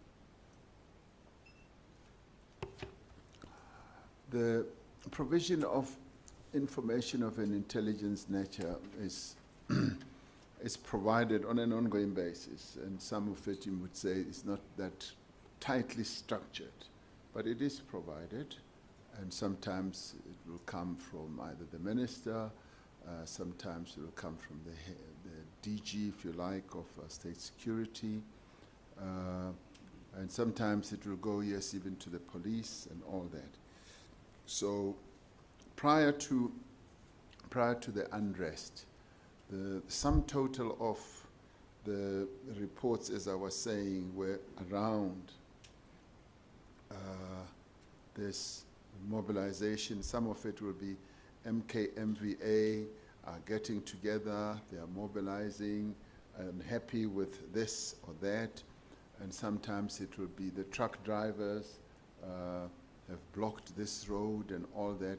So none of what finally eventuated was ever pinpointed that this is what is planned. And I guess you could say intelligence failure,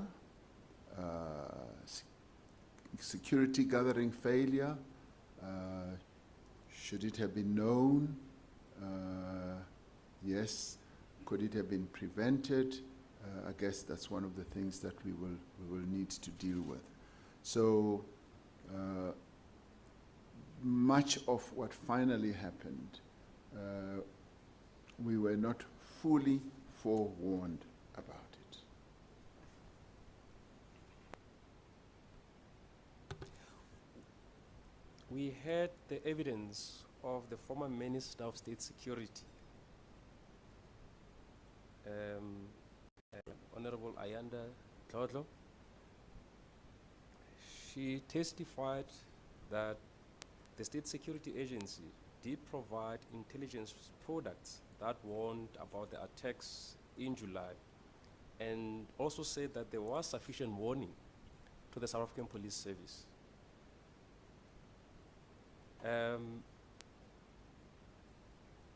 Can we assume that the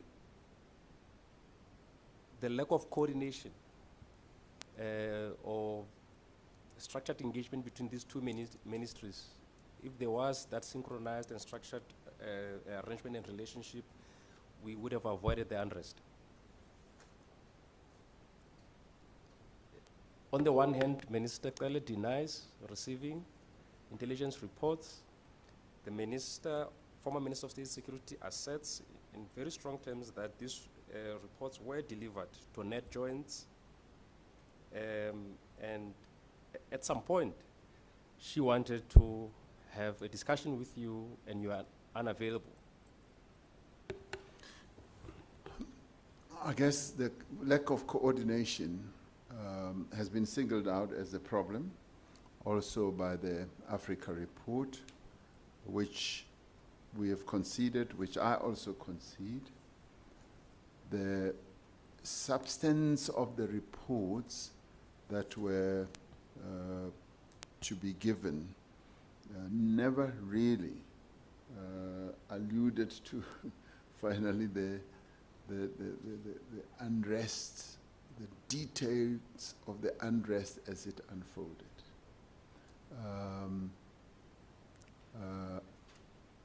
I am yet to see such a report that says this is what we knew how it was going to unfold.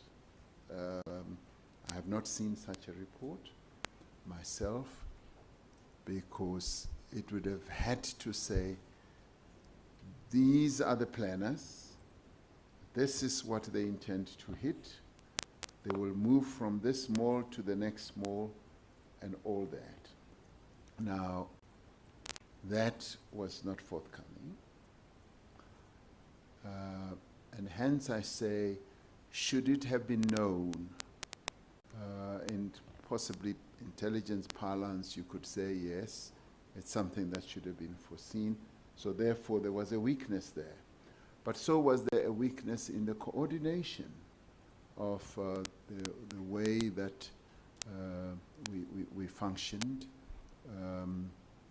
Issues of saying the meeting with the president or whatever, there are forever attempts, even in government, to say I want to meet, and sometimes you don't meet, but you always find ways of communicating. There's never a shortage of various ways of communicating. So to say that you will only rely on one sole method or medium of communication is actually taking a shortcut. Yes. Thank you, President. Mr. President, who does NICOC report to? Does it report to ministers in the NSE, or does it report directly to you? NICOC is a coordinating structure that coordinates our intelligence, it analyzes and does forecasts. It reports to the National Security Council, and also by definition, the reports would also come to me as president. So it is an ecosystem that NICOC also operates within. So, and of course, there would be moments when if there's a particular sector that is to be affected by, or that needs to know about intelligence that is specific to its sphere of operation, that information should go there. Similarly, if it is in relation to a particular province, it should also go there. So that is how it works. But there are now, because it's been a little bit unorganized, properly unorganized, there are new regulations that are now going to streamline precisely how those types of reports should be handled.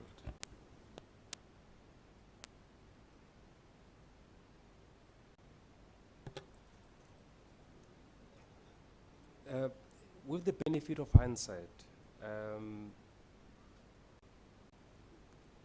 in your view, would the police have been able to handle the July incidents of looting if they had intelligence?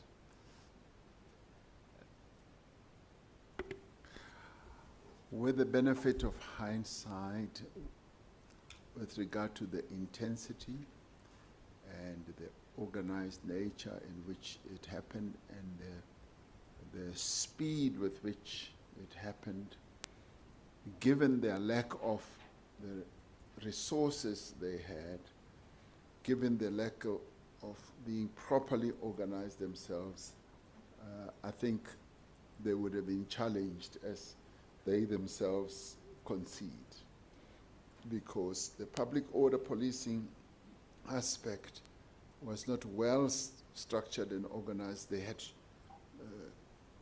didn't have all the personnel that were needed to tell, but also they were just to be able to respond and not all the equipment that they should. So, just tend to say the least that could. Very difficult circumstances. Weakness that they suffer was the inherent that they operate. Some of them just incredible courage, and some of them were as and appeal to them property. So I will not find with the brave which they demonstrate, built by the system which being all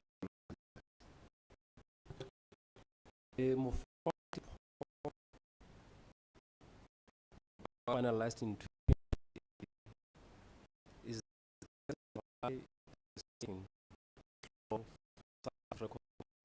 implemented.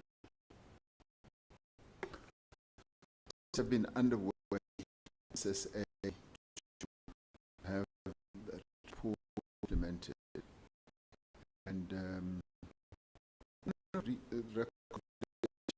they had also should be investigation that in SA efforts backed up the investigation. The ministers, who then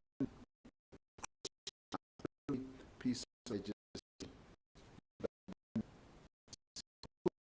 the parliamentary system, the legislative system, is some of the challenges and problems that we are dealing with. Through our process of renewing the party, making sure that the party is properly repositioned, rebuilt to a point where we do not ever use state resources to fight internal battles within the governing party.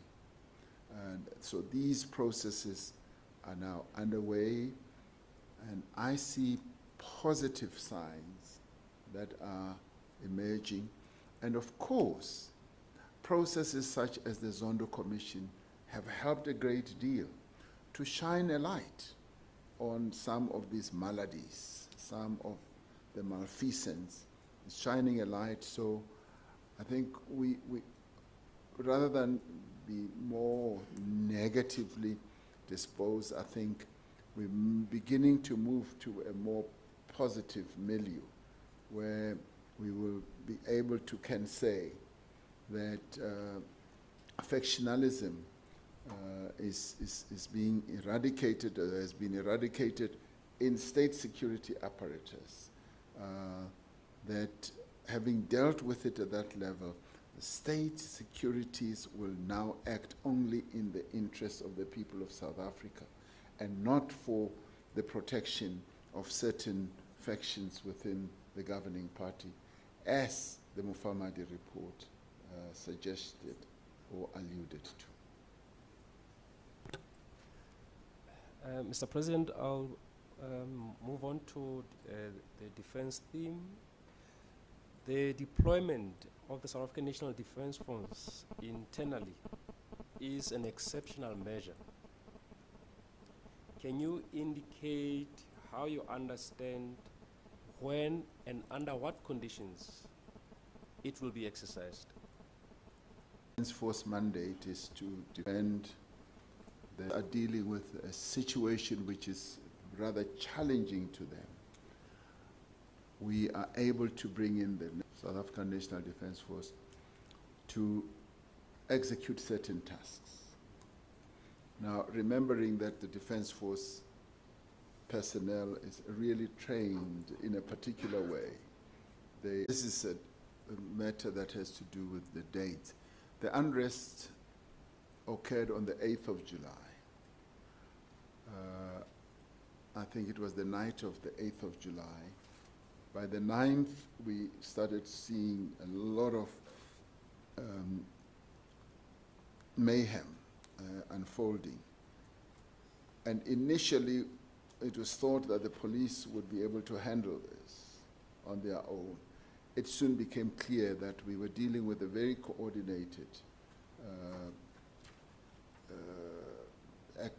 coordinated actions. And it was then that we became concerned, and I had a discussion with the Minister of Defense and police, as well as with other officials. And on the evening of the 10th, we then decided that we should deploy soldiers. And during the course of the 11th, we decided that the Defense Force should now be deployed. And in the course of all this, I started having meetings with a number of other role players who were very concerned. And the meetings were at my instance, that I wanted to consult, wanted to meet, to inform a number of other colleagues. And we then started, as we started, we felt that the Defense Force would protect critical infrastructure because we got a sense that those who were planning and coordinating the attacks wanted to attack oil refineries. They wanted to attack electricity pylons and all that. So we needed to then have the Defense Force deployed for the protection of such. Initially, we thought we would deploy 2,500 members of the South African National Defense Force. On reflection, I deemed that this was insufficient because we were dealing with what appeared to be a much larger problem.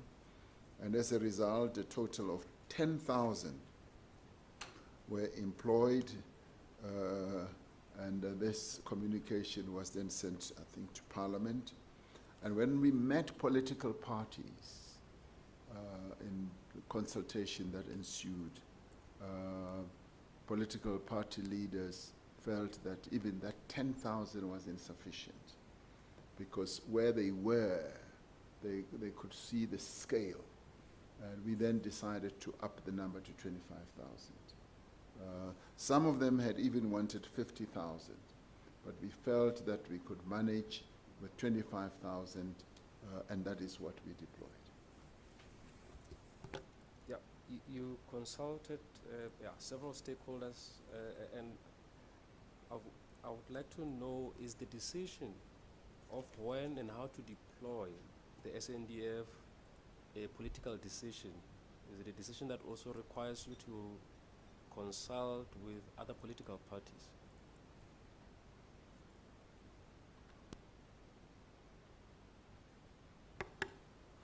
It is a political decision that a head of state takes. It's regulated in terms of our constitution, where I would inform, as I said, the chairperson of the National Council of Provinces, as well as the Speaker of Parliament. And once that is done, it is then public, and political party leaders get to know of it, and I guess they get to know of it because they're immediately advised by the national speaker. And I think out of courtesy, I would, and I don't know if I was recently I did this, I would also inform them that this is what we have done. Because we've got this constitutional construct that says when you deploy the South African National Defence Force, you've got to alert the nation, because it isn't a normal thing to see soldiers with their big guns and their uniform outside our homes and shopping centers. It's got to be properly regulated as it is in our constitution. The decision to increase the number of Defence Force members, was it influenced by any intelligence that you received?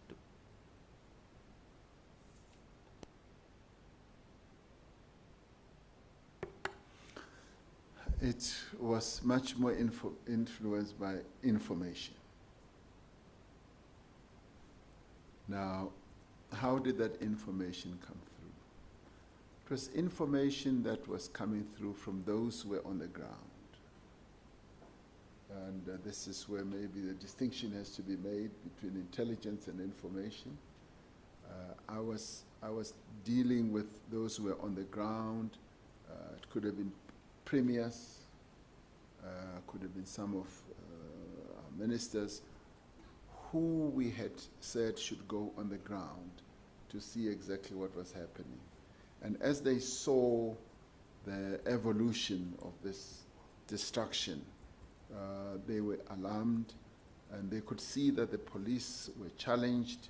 There were few in between, and that is when, in part, the decision to increase the numbers then came in.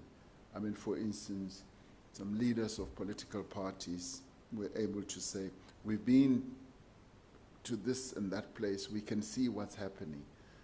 Mr. President, we need soldiers in such and such a place, in such and such a place. And some of them would say, food is going to run out. They are going to be attacking the food stores, and we need soldiers to be deployed. So it was that type of very collaborative process that ensued. The Commission had evidence that the SANDF members were not properly equipped and capacitated, which led to a delay in them arriving in KwaZulu-Natal, and it also affected their mobility. In your view, Mr. President, how do we properly capacitate the SANDF for internal deployments, recognizing the exceptional nature of such deployments? Yes, the SANDF faced a number of challenges, and one of the challenges, and it's rather difficult to say so because this has to do with military and logistical issues which are quite difficult to talk about in a public forum like this. So safe to say they did face logistical difficulties themselves, and with regard to the quick mobility to get to those places.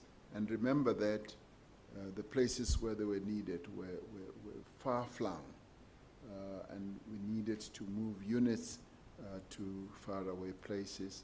So that added to their challenges. And of course, on an overall basis, the issue of their resources also comes to the fore, with the resources having been scaled back. It also debilitates the ability of even the defense force and the police, as I said. So they did face those challenges, and forgive me for not being able to outline more fully what those logistical challenges are, because they obviously have an impact on future security of the nation. No, we understand, Mr. President.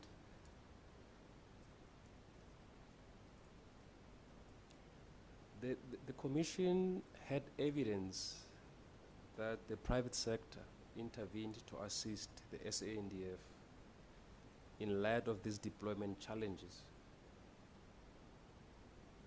As the Commander-in-Chief, can you address these allegations, particularly considering the uneven spatial distribution of the state's protective capacity?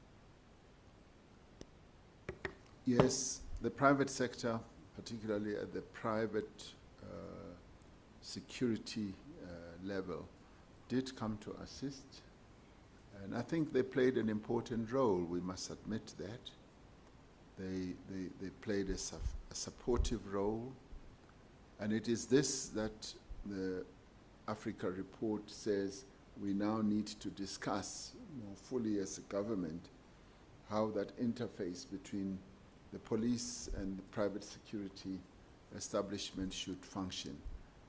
All the private security entities are regulated by law, but we yet to find a way of how that cooperative interface should work, and that is precisely one of the reform processes that we're going to work on in our developing and being drafted national security strategy.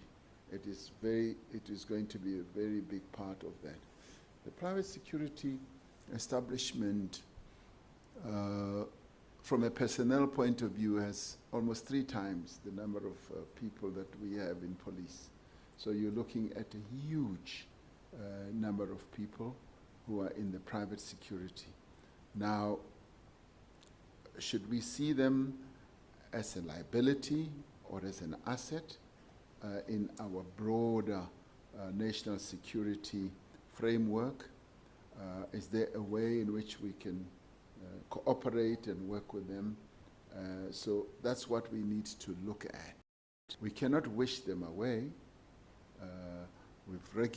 We're regulating them, and we now need to find a way in which that strength can be harnessed in the interests of national security.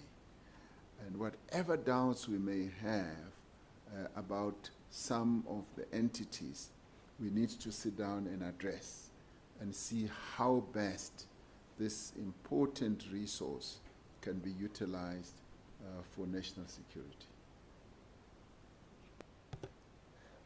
Multiple witnesses, including members of your cabinet, expressed a concern that economic inequality and exclusion was a threat to our national security. In your view, what more can government do to address this issue? Which indications is getting worse, not better, under the current policies of the government? Yes, I mean, clearly the socio-economic challenges that our country faces do constitute as a threat to national security. We must face that. The more people you have unemployed, the more young people you have out of employment and out of training and out of education,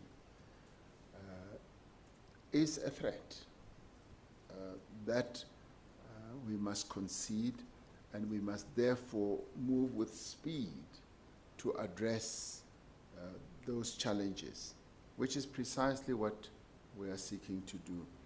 Now, COVID-19 wiped off 2 million jobs from the number of employed people.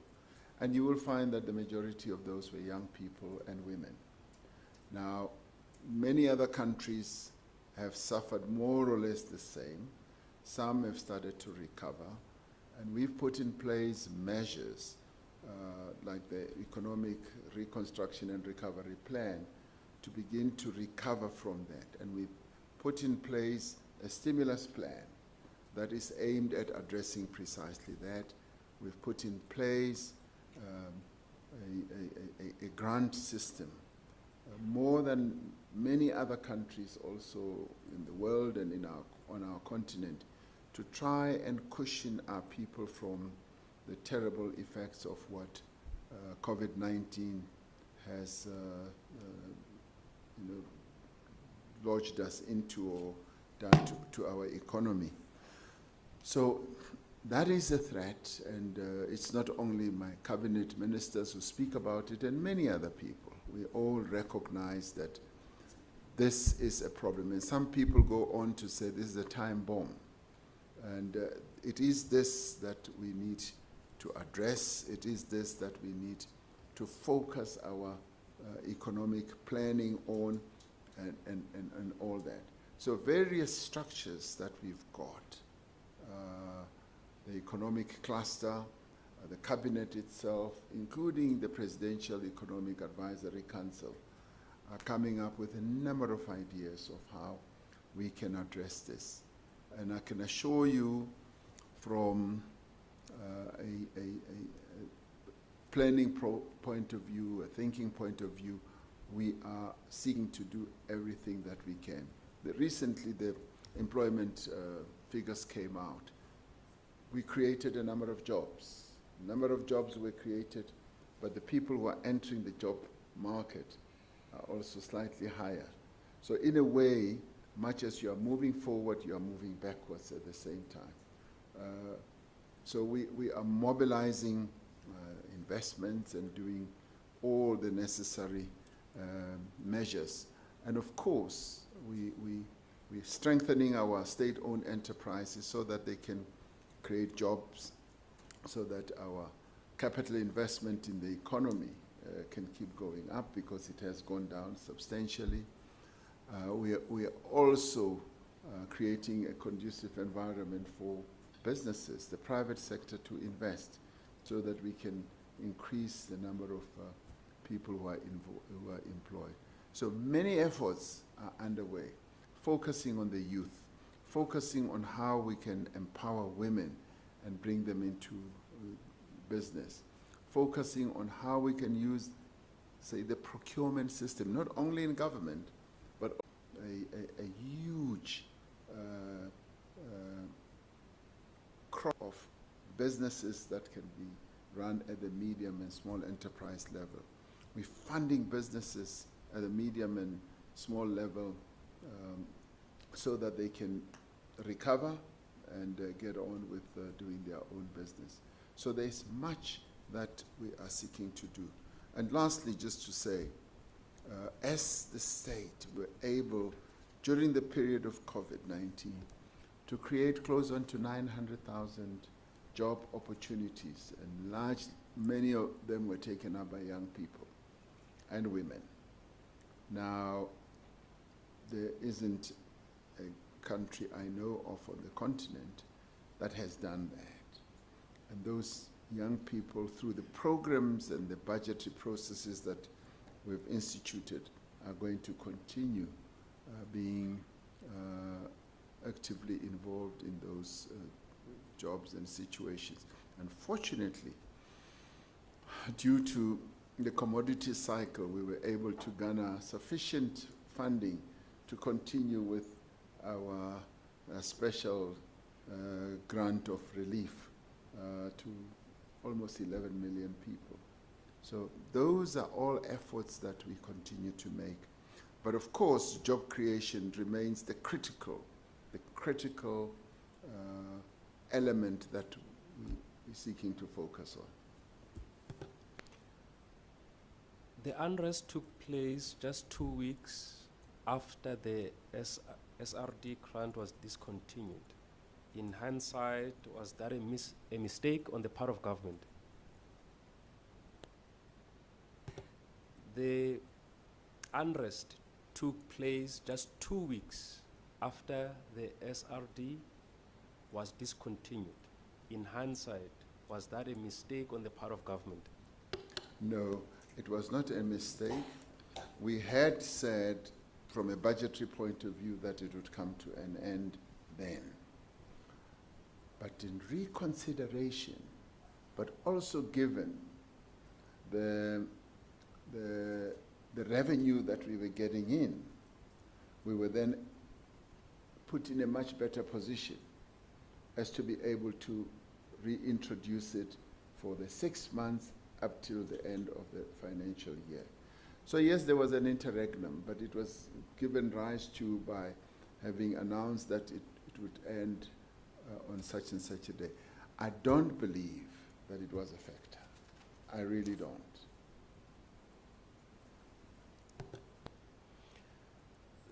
Does the failure to address racial and spiritual structures of inequality, does that not send a message to the public at large that some lives and livelihoods are more worthy of protection than others? We are a government that has sought and continues to treat our people equitably. In spite of, say, the special architecture of our country, which is a legacy of the past, we've always sought to be biased towards the vulnerable and the poor in our country. And so if you look even at our budget, it's been front-loaded towards helping the poor and the vulnerable. It is something that we are irrevocably committed to as a government, and notions that we've tended to be more favorably disposed towards the more wealthy, the more elite people are completely devoid of any truth. If anything, if you just analyze the way the budget is structured and the money is spent, it's more towards helping our people, improving their livelihoods in more ways than one. You just look at the architecture of our grant system, just that, and you'll see that it's more directed at trying to improve the lives of ordinary people. So there is just no true whatsoever. But it's been more racially sort of structured, and the equity, the non-racial component or approach rather, is what defines us as a government, because that's our defined part, and that is in a way our DNA. We're here to care for all the people of South Africa and not only a single racial group. Mr. President, what is government doing to address not only the question of social cohesion between communities, but the relations of domination that continue to reproduce and reinforce the fault lines, as we saw with the racial profiling of black people in Phoenix and other parts of KZN? Well, what is it that we can do to address this? Well, as I was saying, and in part what I said earlier addresses this question, but what do we need to continue doing? What we need to continue doing is to focus more on those who are affected by poverty, and the high and mighty are not. Those who continue to suffer the ravages of inequality, those who continue to be unemployed. And if you look at our unemployment figures, you'll find that the majority of those who are unemployed are those who fall in the category of being poor and largely black and largely African as well. and also colored and Indian, less so the other groupings. So that is what, as we address the issue of unemployment, we address it on a globular basis. But its application is going to be such that it will seek to lift those who are largely at the bottom. And that is the real focus that we are aiming at. Our slogan this year is, we should leave no one behind. And those who are largely behind would be the poor, would be the vulnerable, and that is why, Chair, in a way, when we even introduced this special grant of relief, it was informed by this notion that there are people in our country who are unemployed, 10, 11 million people. And we ask ourselves the question, do we leave those behind in all the efforts that we're doing? We know there's almost 14 million people who are employed, 18 million people who get your more well-structured grants, but what about those who are unemployed? And our approach, therefore, was they should never be left behind, and that is why we introduced that type of grant as well. So we are committed to even moving forward to begin to debate the issue of a comprehensive social security approach, an approach which we will hopefully finally get to, so that no one in South Africa should be left behind. For me, that is an important slogan, which may mean very little to many people, but what it does mean is that however little it is, and however difficult it is, no one should be left behind. And it has gone to a long extent in addressing also issues of abject poverty, not completely. It's gone to address issues such as, yes, putting food on the table, not completely, because the food poverty line is still way above what we are giving. But it is a start, and it is a process which should speak to nobody in South Africa should be left behind. One of the challenges we faced during the course of our investigations was ascertaining the number and causes of death in both KZN and Gauteng. As the President of the country, have you received a comprehensive report on the number and the causes of death related to the unrest? That report is still forthcoming. I have not yet received that detailed report. Being concerned that there could well be other people who either have passed away and whose information has not yet come through. So we still wait for that. My last question, Mr. President. The Commission's investigations indicate that approximately 70% of the deaths related to the unrest were as a result of gunshots. However, we are unable to determine how many of these were caused by the police, private security actors, and individuals.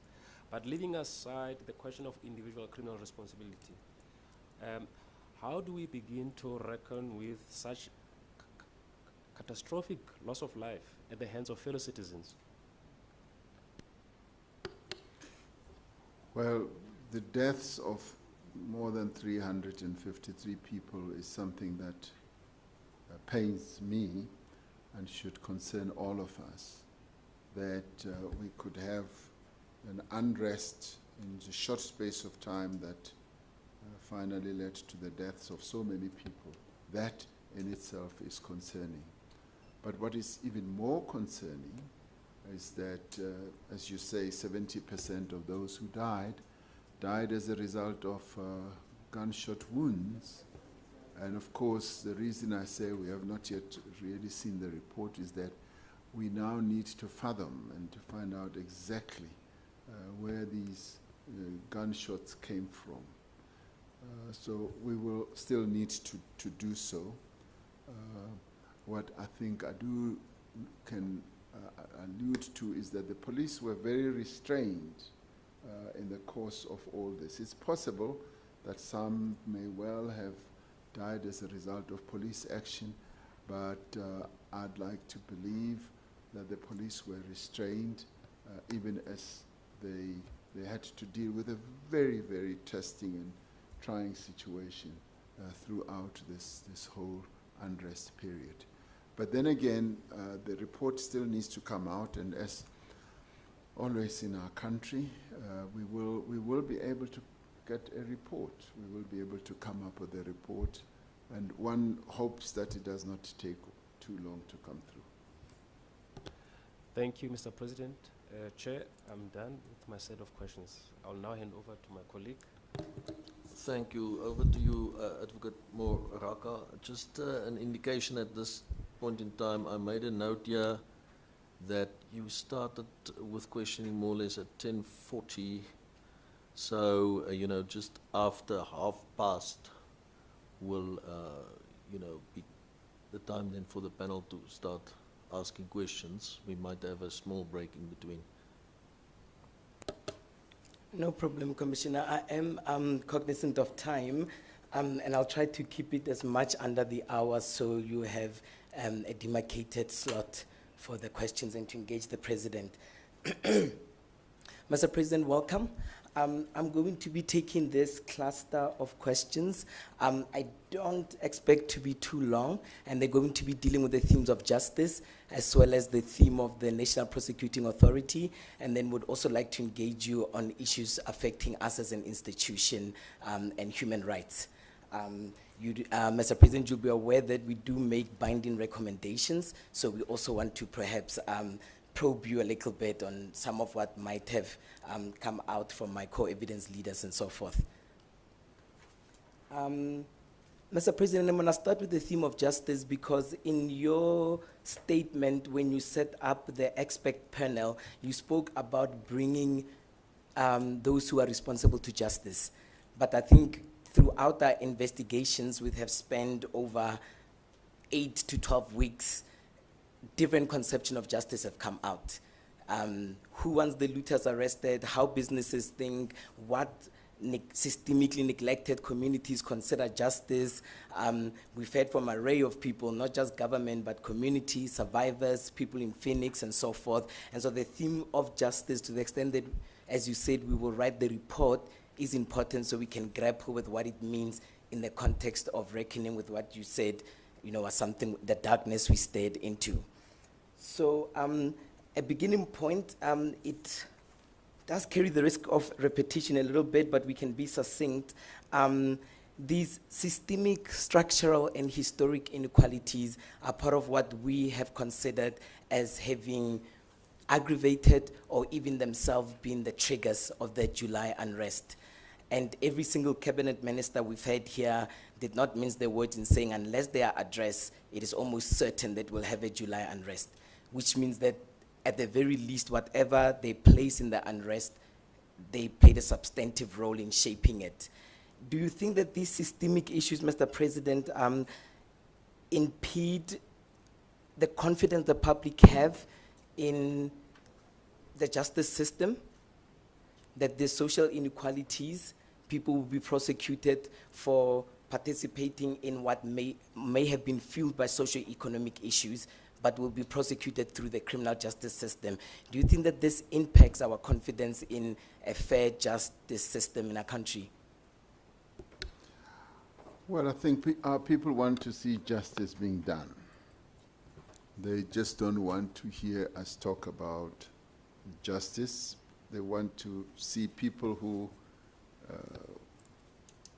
instigated this, coordinated it, organized it, being brought to justice.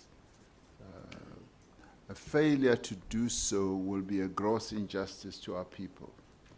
So in the end, we've got to do good by our people and ensure that those who were party to organizing, to perpetrating all these acts that led to the deaths of so many people are actually brought to justice. Now, you have been doing your own investigations, and so have the police, and we're looking forward to the police informing us what they have found and being able to say to the people of South Africa, we have found people who were involved, and we're going to make sure that justice is done. And if that be the case, then those who would be found to have been involved should face the full might of the law, because we're a country that's governed by the rule of law. If you have done something that militates against the interests, the collective interests of the people, then you should be dealt with. And in the main, some of these acts constitute really serious crimes against the people of South Africa, because they had an impact, negative impact on the sense of safety that South Africans felt or have. They had a negative sense of, or they impacted negatively on our democracy. So these are serious charges. They can be preferred against those who participated in this, who planned it. So be it, because our people want to see justice. Whichever circumstance prevailed, poverty or whatever, it just does not justify just embarking on planning and coordinating and mobilizing people to a point where so many, 353 people get killed. It doesn't justify that. Thank you, Mr. President. In fact, that's a good place to start in terms of your, to continue in terms of your response, because the Truth and Reconciliation Commission, occupies a really significant place in national memory, and we opted for that platform in order to both grapple with factual issues and grapple with what had been called a crime against humanity, but knew that prosecutions or arrests could be at least suspended in favor of a greater form of truth and justness and healing of a nation. So to the extent that some of those things of systemic inequality that are historical still exist, would you say we require in our justice policy something that can both recognize what you call the importance of the rule of law, but at the same time apply it in such a way that it takes into account the social inequalities, rather than to dismiss them, to say you will go and be arrested and prosecuted, irrespective of whatever the context of those, the context out of which your actions arise? Well, I guess in every situation there has to be a balance. You've got to balance, and the context in which anything is done depends on the circumstances that prevail. But I'd also like to believe that the issue of rule of law, which is enshrined in our Constitution, is very, very important, and it's quite clear what needs to be done. Anything else can be used as reasons for mitigation, for understanding, but the question of rule of law, I believe, is important, because if you don't have rule of law, what do you have? You have mayhem, you have just total chaos. So the rule of law is what we need to hang our hopes on, and if nothing else, we should be able to say rule of law, and if other considerations can be put in place, there will be acts of mitigation. But it's important that should be put up front, because that is what a constitutional democracy is all about. Because our constitution endears us to say the rule of law is what applies. Everything else should hang from that.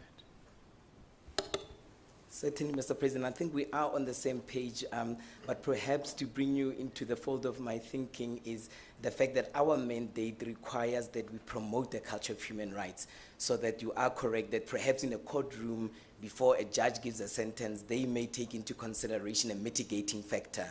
But I'm kind of want to probe, Mr. President, on the policy before people get to court. So what is it that can be put into place that would inform even the ability to charge somebody who stole something, if they were poor or there are socioeconomic circumstances that might mitigate that as a factor in consideration of government policy and not a judgment kind of trying to figure out how to punish the person. But you spoke about the balancing. When we investigate the July unrest, do you think it would be just, Mr. President, to distinguish between the orchestrators, looters, victims of racial profiling, and then to apply the rule of law in terms of appreciation of those distinctions? Would that qualify as something akin to the balancing act that you were referring to? You will be pleased to know that I will say that is not my terrain, because those considerations would need to be done either by the prosecutorial fraternity or by the judicial fraternity. If I ever were to say as a person who is in the executive that, you know, this is what you should do, prosecute this one, judge this one this way, and don't prosecute that one, then I will be accused of interfering. And who am I to interfere? I have a constitution that says the following, and that constitution should be followed. I have institutions that are geared towards dealing precisely with those issues. So the prosecutorial fraternity or agencies must deal with what they have to deal with. So save me the trouble, please, of saying, President, make a choice. Who do you love most? The one who stole, you know, a piece of soap, or the one who took the fridge out of the store? I'm not able to make that choice. So save me that trouble. No, I will gladly save you, Mr. President, but perhaps then we can transition to what is then the presidency's relationship with the NPA. Perhaps, you know, to the extent that even the public is watching, one of the themes that was repetitive is that we heard from victims, and at the end of each testimony of somebody, of a victim who testified, we would ask, what would you want to be seen done? And without fail, every single one of them said, I would like to see justice done. And so we thought it worthy to probe those issues of justice, but I do understand that executive distinction and how you can influence, but what is perhaps the most significant scope of power you have within your office to influence the NPA, maybe not prosecutorially, but perhaps budgetary-wise, new systems, appointment of specific specialists, and so forth? Well, I'm glad that you've actually defined what is the possible relationship, because the National Prosecuting Agency is independent of the executive. And even as we appointed the current head of the NPA, the incumbent was at pains to say, will I have independence? Will there be any way in which you could interfere? And we said no. And I have stuck to that they must have total independence, and there will not be any form of interference on our side. To the extent that we get involved with them is to enable them to do their work, to ensure that the budgetary allocations are such that they can do their work, they know best what skills they need. They know best what instruments they need. And all that we interface on is precisely the capabilities that we enable them to have. Whenever we meet, we never discuss cases. We actually both say we are not going to discuss any case whatsoever. Because doing so demeans on their own standing of independence, and also is also demeaning to us, because then it means that if we ever get tempted to interfere, which cases will we not interfere in? So I have clearly decided that I will not get involved, I will not interfere, and I don't even need to know. But what I do want to know is the constraints they have from a budgetary point of view. Do they need assistance? Do they have enough resources? Do they have enough personnel? And that is the extent to which we interface with Treasury and to enable and make sure that they have the tools of the trade to be able to do their work. That is the sum total of our intervention as far as they are concerned. Thank you, Mr. President. Perhaps then we can engage on issues regarding part of the reports we've received, like the panel report you put, has dealt with a little bit of discord and lack of coordination between intelligence agencies. But we also see with this distinction between NPA and executive, where, for instance, lay people watching, hearing that there was, say, an attempted insurrection, or there are masterminds, as the report suggests, or faceless people, or that it was a coordinated sabotage of the state. Maybe two questions. Are we to assume that when those statements are made by, say, the executive and not the NPA, that they are relying on what evidence could we say they're relying on? Because only the NPA could, with sufficient evidence, at least allege a specific kind of crime. You must remember that people in the executives are politicians. So they are apt to observe what is happening and be able to put their own interpretation. And their interpretation is not gospel truth, often or sometimes, but did I just put my foot in it? What an admission, Mr. President. No, not always.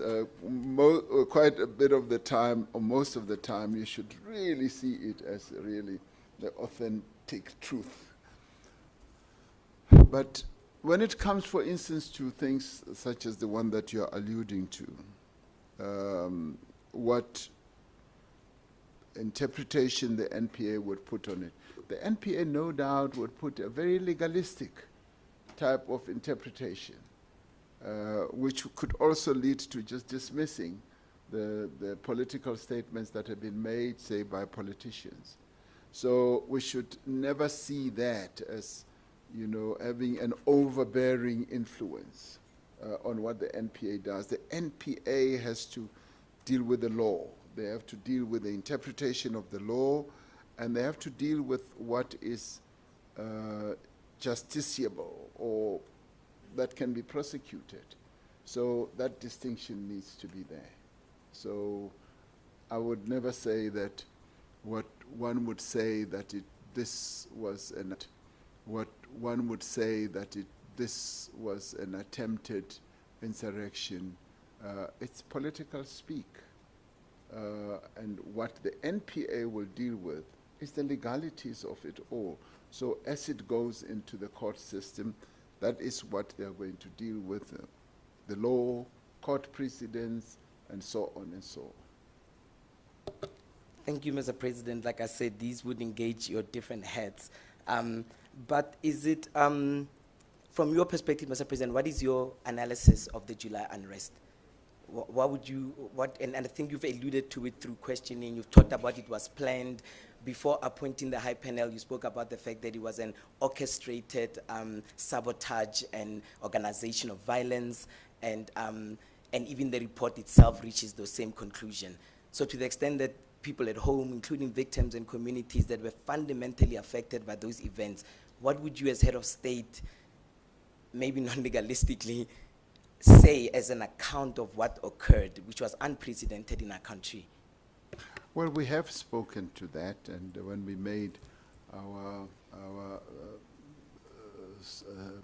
address to the nation, we did say that this was has got all the elements of having been planned, coordinated, and we then characterized it as an assault on, an attempted assault on our democracy. And the Africa report also testifies to that the way in which all this was organized, the way in which those who were going around attacking shopping centers and thereafter go in KZN and thereafter going to Gauteng and doing more or less the same thing, showed that there was an organized hand in all this. And the intention, as we said, was that they wanted to weaken our democracy. And the way our people stood up and said, no, we're not going to allow this, also spoke to the determination of our people not to have their democracy weakened. So we have addressed that, and the Africa report has addressed that. So whether from a legalistic point of view it will be proven otherwise, it's another matter, but from a characterization point of view, that is precisely what we have said. Thank you for that, Mr. President.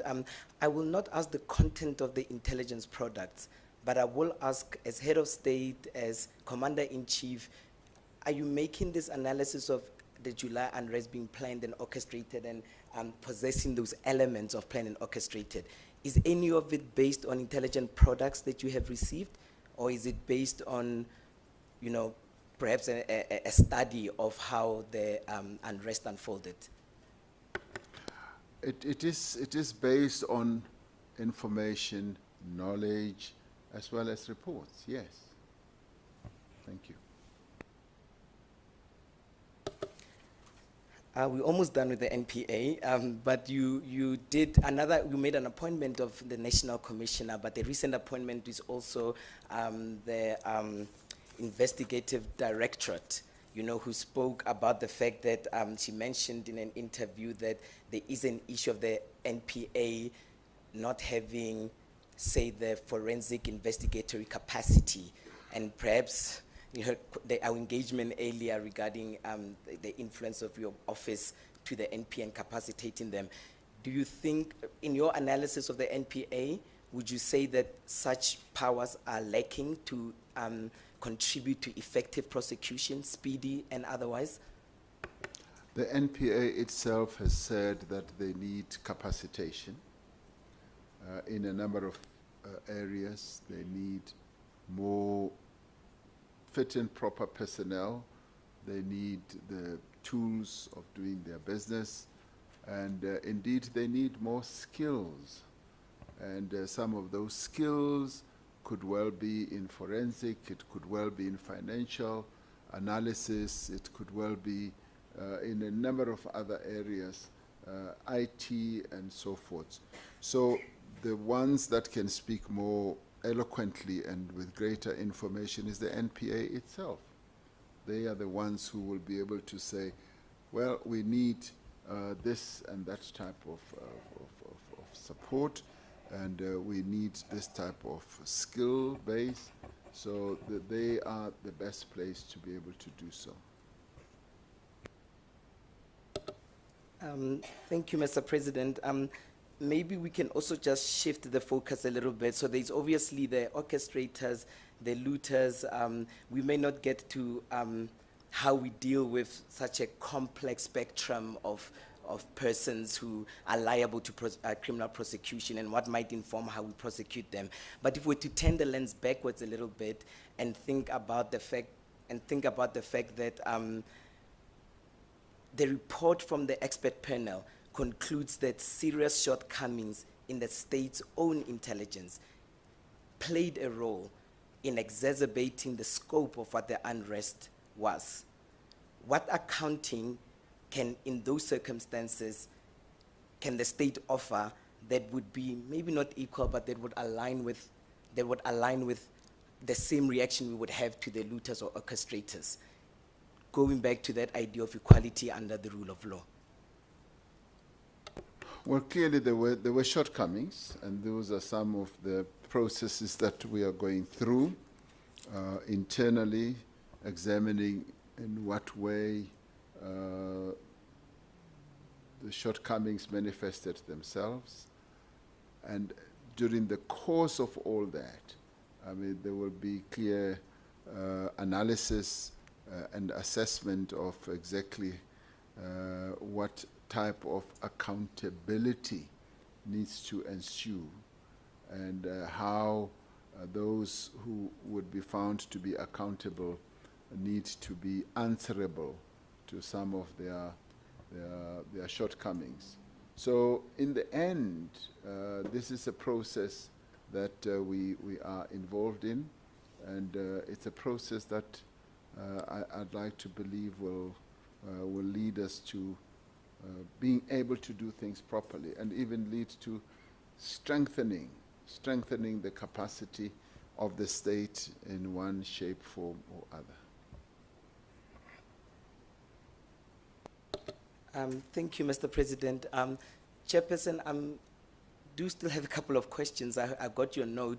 I'm happy to sacrifice some of the questions on NPA. We follow them in writing, but as it relates to our institutional mandate and some of the recommendation, I'd like to deal with those aspects with the President. I am aware of that, but I'm sure if not an hour and a half, then at least in the region of an hour 15 or an hour 20 for the panel. Okay, and now that's in order, so we'll give you until about 1:45, around about there. Yeah, let's see how it falls. Yeah, let's see how it falls, Chairperson. Sorry, Mr. President, we are doing budgetary time to make sure we lift every voice, as they say. So, Mr. President, I'm going to leave the NPA questions. We can follow. I think we had an agreement that we would follow some of the questions that are not answered in writing, but I do want to engage on at least 2 questions regarding our mandate and the Human Rights Commission. Now, the nature of our investigations, Mr. President, was very wide. We had in-camera proceedings, inspections in locals. We brought a wide spectrum of persons to come and testify before us. And I wanted, Mr. President, perhaps to, because we went through the report, and interestingly, nowhere in the report, as far as I can remember, you can correct me, is there substantive discussion of human rights. And as a human rights body, we intervene precisely because of the scale of human rights violation.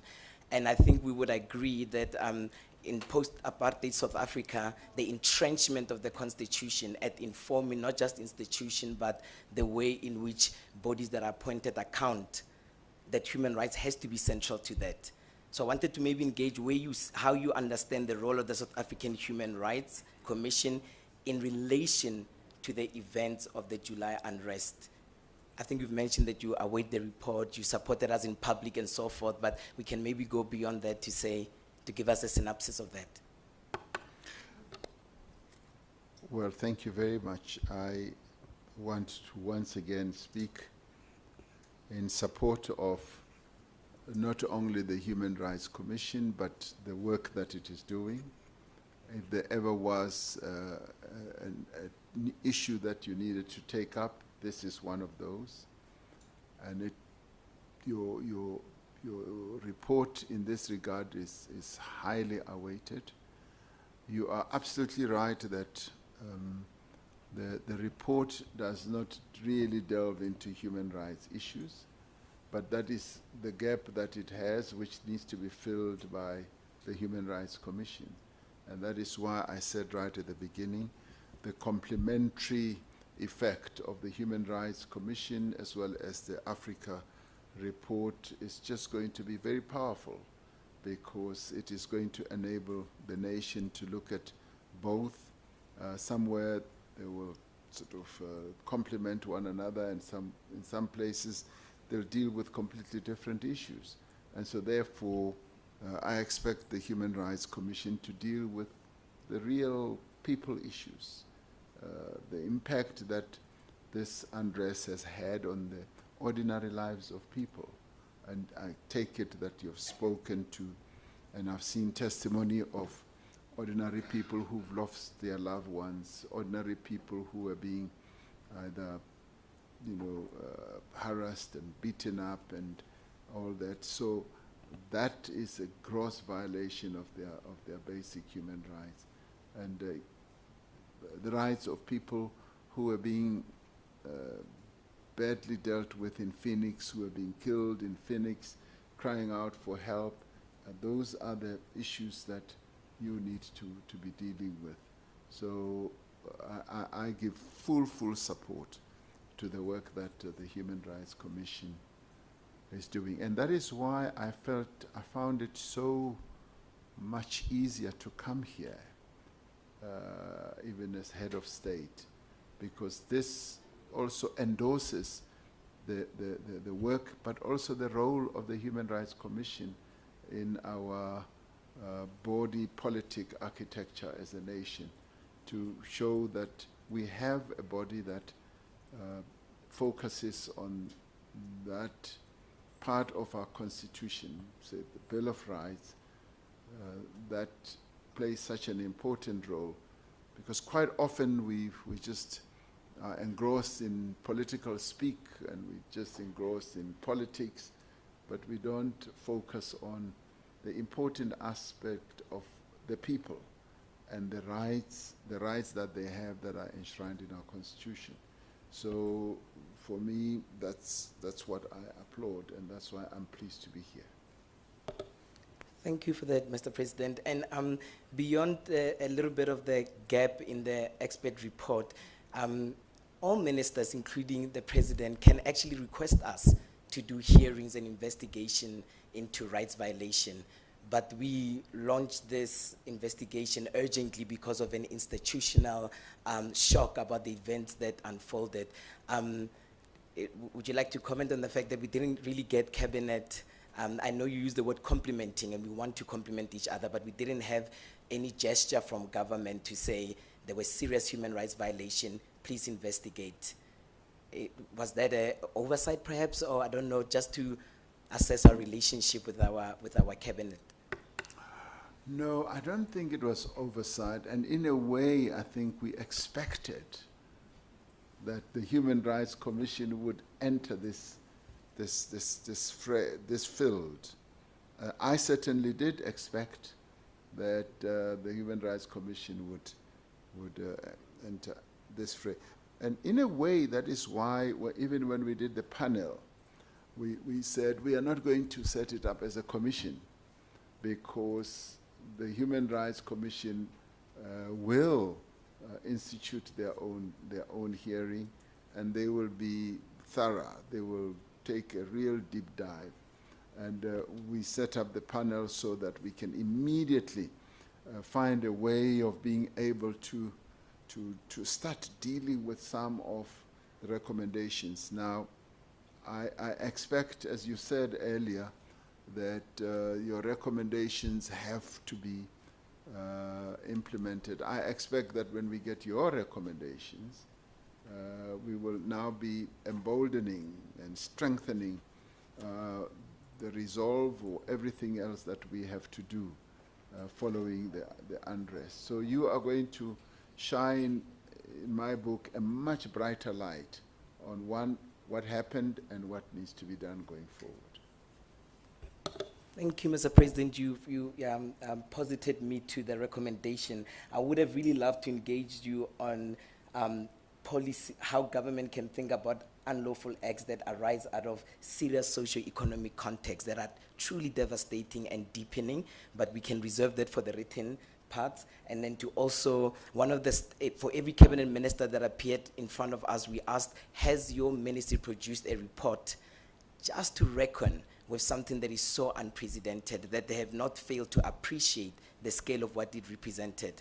But I will only engage you on one, and that has to do with my co-counsel here dealt with it, with the 300 people that have died. We've been very careful in investigation to make sure that the human impact and human rights are central, and that we proceed from that in trying to think about infrastructure damage and billions lost by malls, that human life and the dignity of people is central to that.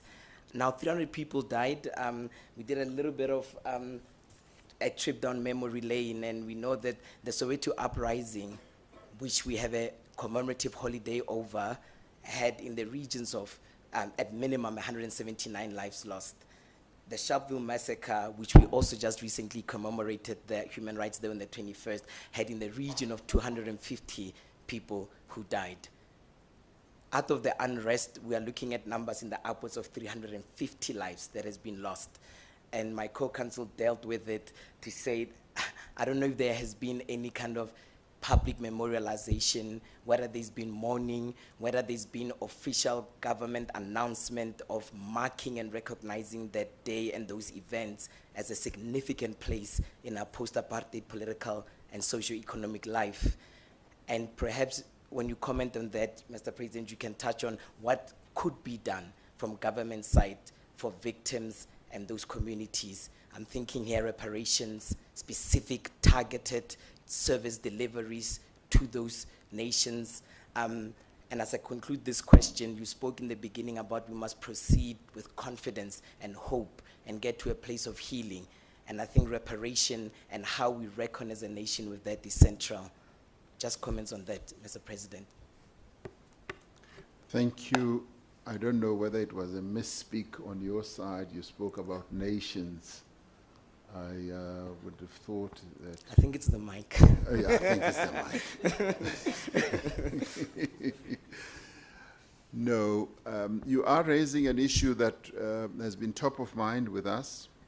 And in a way, your process has, in a way, made us stall a little bit to wait for the Human Rights Commission process to be completed, so that we are then able to deal with whatever recommendations holistically.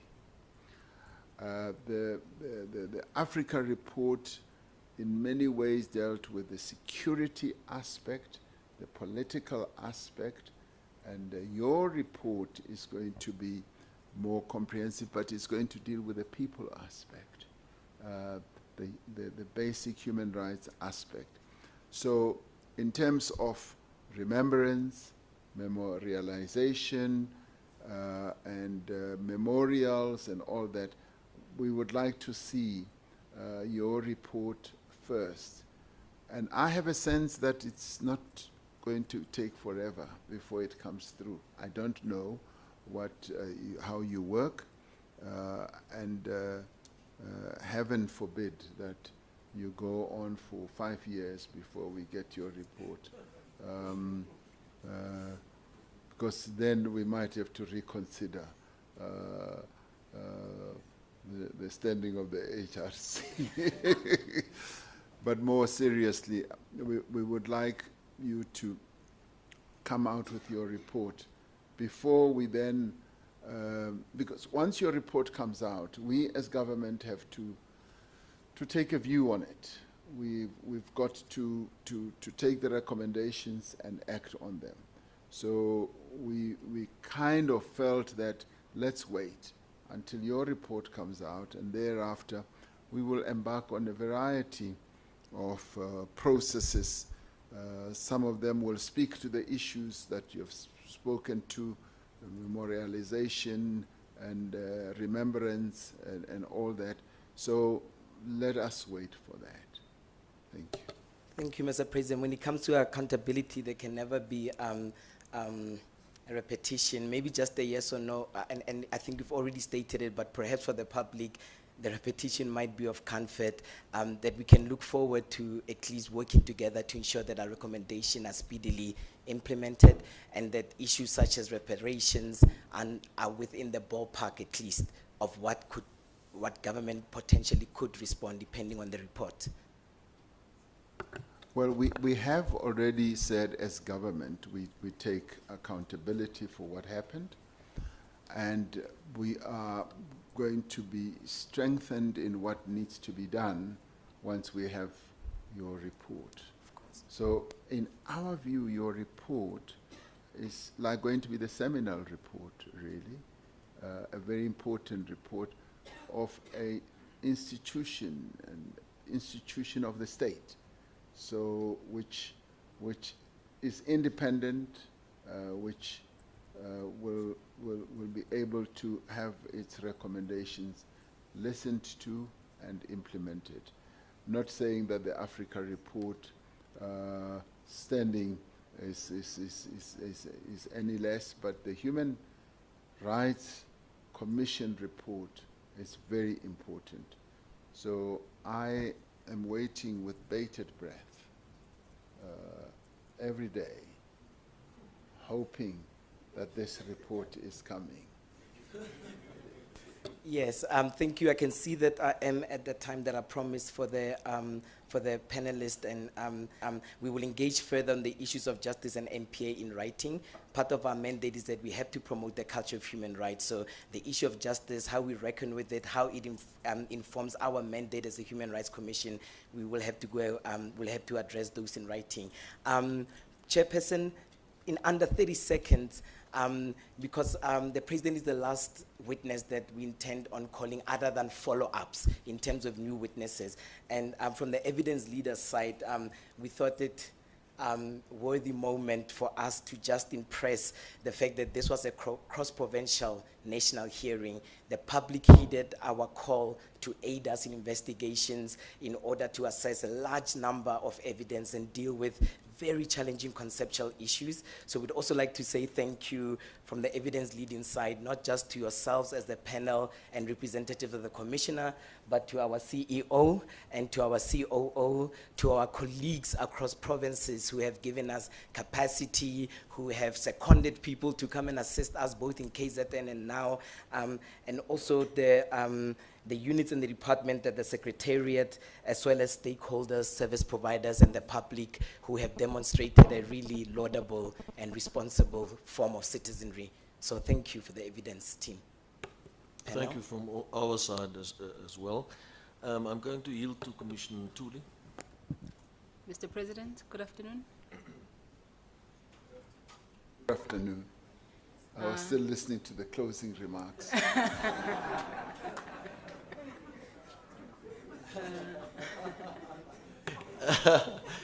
If anyone has if there's an urgent need that we take a short comfort break or so, please just tell us so. Mr. President, thank you. Mr. President, in our collective quest to make sense of this July unrest, we are in agreement, and you spoke quite well into it, that this was not only well coordinated, but well researched, and to some extent well resourced and well executed. If the aim of the orchestrators was to bring the country to a standstill, they certainly succeeded, at least for that brief moment in that week. Now, in bringing us to a standstill as a country, the implications of that was a serious humiliation of the people of this country. Not just the poor who were depicted on national television scrambling for goods in shops, but also the humiliation of the state itself and its exposure for being unable to respond, even if it was for a day. And unfortunately, it was for more than a day. I'd like to speak to this humiliation, Mr. President, and I'd like to engage you and hear your own reflections about this, the humiliating effect of the unrest on the nation. You have spoken in your opening remarks, and I'll quote you. You have said that for 1 week, we stood as a nation and stared into the heart of darkness. There's quite huge symbolic significance in that statement, and I'd like to put it in context so that we don't lose it. The Heart of Darkness is a novella that was published in 1899 by one Joseph Conrad. It is afforded the view that it is one of the most seminal critiques of the impact of Western imperialism, because it shows that colonialism not only destroys the land and the people that it colonizes, but also the psyche of the colonizer. But in doing so, there is a sense of deep humiliation that takes place on the bodies of those who are colonized. Now, I'd like us to hold on to this relationship between the colonial society and its humiliating effect on the colonized and what has happened in that moment in July. In doing so, I'd like to add maybe a further layer, because what this does is it assists us in maybe looking at the psyche of the moment. And we are unable to do so without maybe borrowing also from Frantz Fanon, for example, who was at pains to show that the project of colonialism not only succeeded in bringing about unequal relations between the colonized and the colonizer, but it also shattered the very psycho-cultural and psycho-historical foundations of the colonized people. Now, Mr. President, this is an important foregrounding to make to this question that I want to ask you about humiliation. Because in the shattering of that psycho-historical and psycho-social is an element of humiliation of the people. And we saw that in July as well. Now, there are many amongst our society who have looked into this and argued that it showed that in many ways the structure of our society remains similar to the structure of society that had been established by colonial rule and colonial authority. And it showed not only in the bodies who are most affected by the July unrest are the same bodies that were affected and humiliated by colonial rule and colonial authority.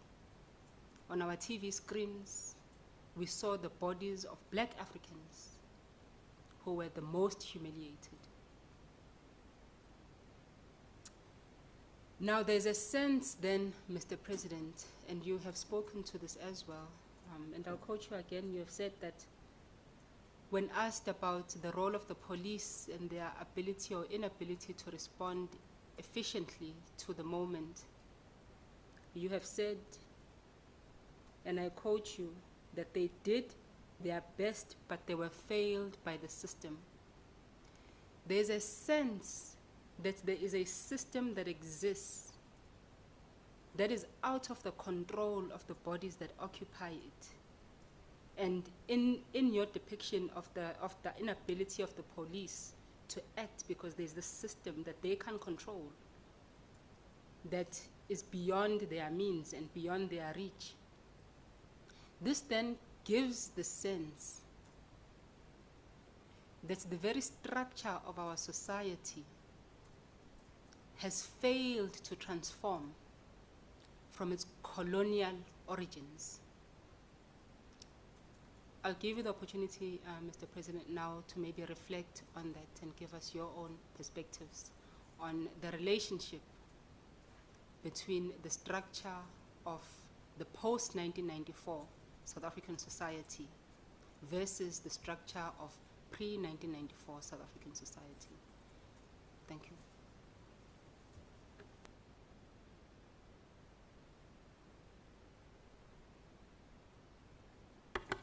I was enjoying your dialectical tour. Most enjoyable. I never thought that you would have picked up that it was based on Joseph Conrad's novella of so many years ago. But it is indeed an interesting aspect that you introduce in this. And I particularly want to appreciate you, and I did mention it in my statement in chief. I mentioned the concept of humiliation, because in a way what you're postulating takes us back to the colonialism and the apartheid construct,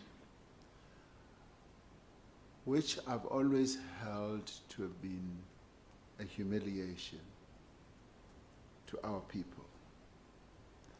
That colonialists came here and instead of, as people from outside, engaging in whatever trade exchanges or whatever, they decided to stay.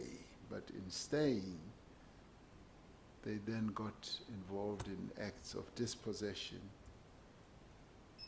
of the slaughter of our people and humiliation, and humiliated them, disregarded their cultures, their religions, their traditions, and that in itself was a huge and gross act of humiliation.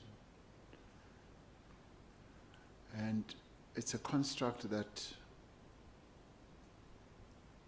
I have always sought to insert in our understanding of what colonialism and apartheid was all about. Apartheid, similarly, was also an act of humiliating in a very gross way along racial lines and also along gender lines, the people of our country. So what you are saying has resonance with my analysis, my understanding of the double challenge that we have had of colonialism and apartheid, and how that has manifested itself, not only in humiliating our people, but also in perpetuating the oppression and resulting in the poverty and the inequality that our people continue to face. And that in itself has led to social reproduction of not only poverty but also humiliation, because people who are poor are essentially living in a state of humiliation, because it's undesirable that someone should continue begging for food, living in a perpetual state of unemployment, because that reproduces itself from generation to generation. Today, you find a number of South Africans, and we saw it as we were introducing the social grant of relief, SDR. We found that a number of people had never worked before, and they were already in their 40s, in their 50s, had never had a job. That in itself is humiliation, because that person, how do they ever stand in the midst of everyone else and hold their head up? They can't. And that has to do with the structure of our economy, the way in which colonialism and apartheid structured our economy from day one. And this is what we have inherited. It has been an inheritance that we got from then on, and 28 years later, we have not been able to change that structure of how our economy was set up then. And I spoke earlier about the spatial architecture of our country and said that we've, for the most part, just continued with that spatial architecture, and in a way even exacerbated it, pushing more and more of our people outside the cities, outside places where they can eke a living. And yet in other parts of the world, it is the poorer people who are brought into the city because that's where the opportunities are, that's where the transport costs are at their lowest, and that's where they can get employed and in a way get on their own. And that is where you lessen humiliation. So we have not succeeded in doing that. So the unrest that then descends on our country itself was a hugely humiliating process or event. Humiliating because our people, as we said, poor as they are, the instigators want to exploit their vulnerabilities. They then go and open up all these stores. And our people, because they are vulnerable, they are poor, then throng to these stores. And that in itself manifests itself in their humiliation. So they participate in their own humiliation because they cannot help it, because they are caught up in this maelstrom of poverty and inequality. For the state itself, I have to admit that, yes, I found it humiliating that this South Africa, which is characterized as a middle-income country, could be subjected to the type of unrest where poor people were thronging to the stores looking for food, looking for whatever goods they could get. So that too was an act of humiliation for us. And I kept wondering, how do I go to Addis Ababa and hold my head up as the head of state of South Africa when we've just been through an event like this? So to me, as President of the Republic, I found that humiliating. So you are absolutely correct. What we went through in July was humiliating many fronts.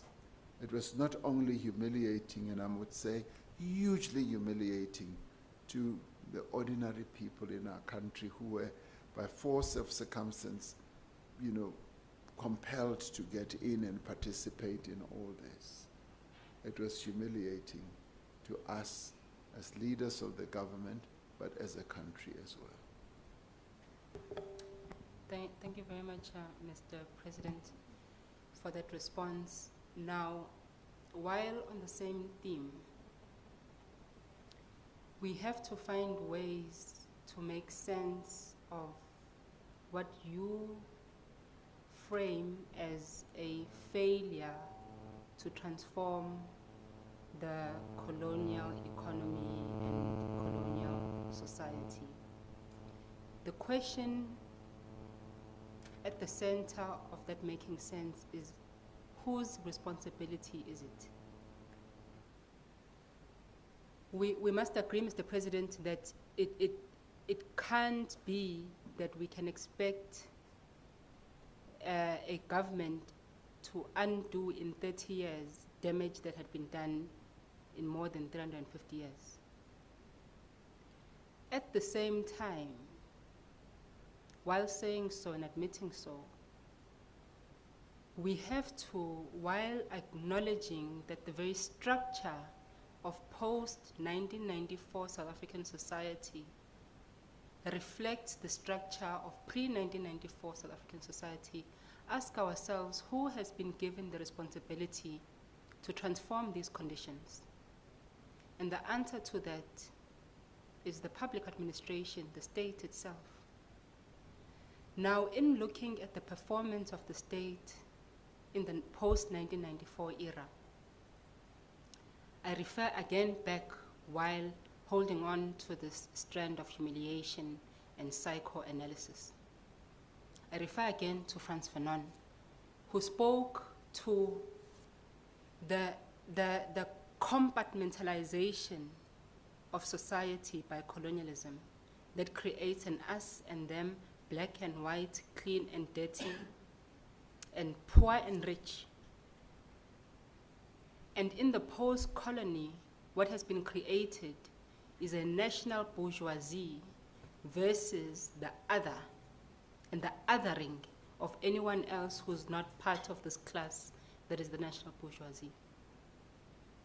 Now, to directly quote Mr. Fanon, he said, in The Pitfalls of National Consciousness, "It so happens that the unpreparedness of the educated class, which is this national bourgeoisie, the lack of practical links between them and the mass of the people, their laziness, and let it be said, their cowardice at the decisive moment of the struggle will give rise to tragic mishaps."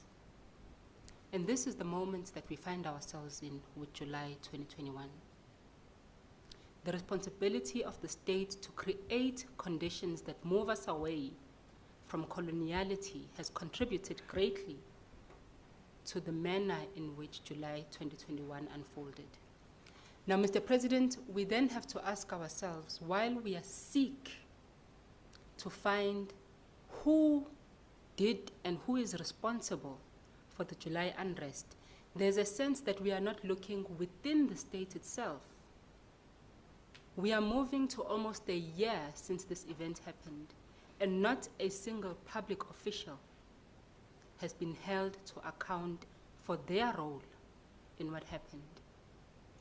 Now, if we are serious about transforming the state, we are looking to you as the head of this country to see where are we going, what are we doing, and how is the president responding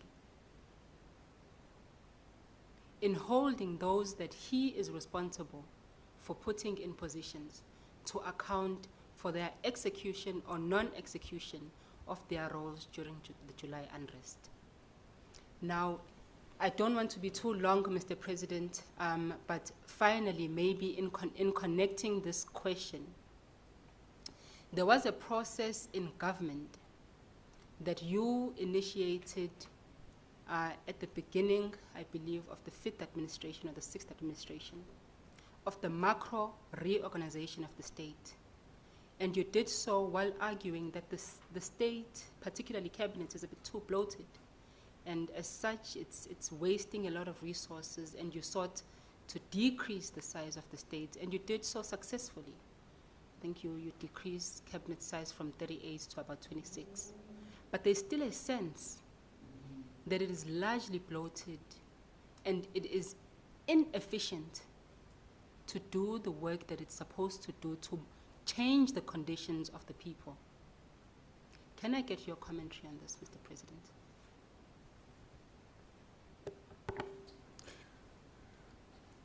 You want me to announce a cabinet reshuffle?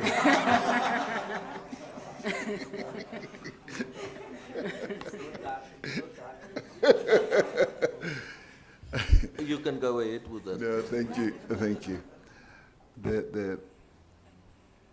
It so happens that the quotation that you just read out from Frantz Fanon, I was reading just day before yesterday. So I don't know whether I inspired you or you inspired me, but I think it's you who did in anticipation of this hearing. And of course, the issue of accountability is an important one, and it's a matter that is an ongoing process. We're still looking very closely at this whole events, and I think in the end, the Human Rights Commission's process, as I was saying earlier, is going to really add and complement how we should look at this. I don't even want to say how long that will take, but the analysis, the processing rather, continues. Now, you allude to how we can embark on processes that will restructure our economy so that it becomes an economy that is able to address the needs of our people. It's a long discussion that would possibly warrant a discussion that one could have with the Human Rights Commission, and which I would welcome, because it would take us into processes such as, why did we come up with a National Development Plan? And what is that National Development Plan? What is it aimed to achieve? Where is it going to take us? Because that National Development Plan plans a trajectory to 2030 and has put a number of landmarks along the way. Have we achieved them? And what are the problems?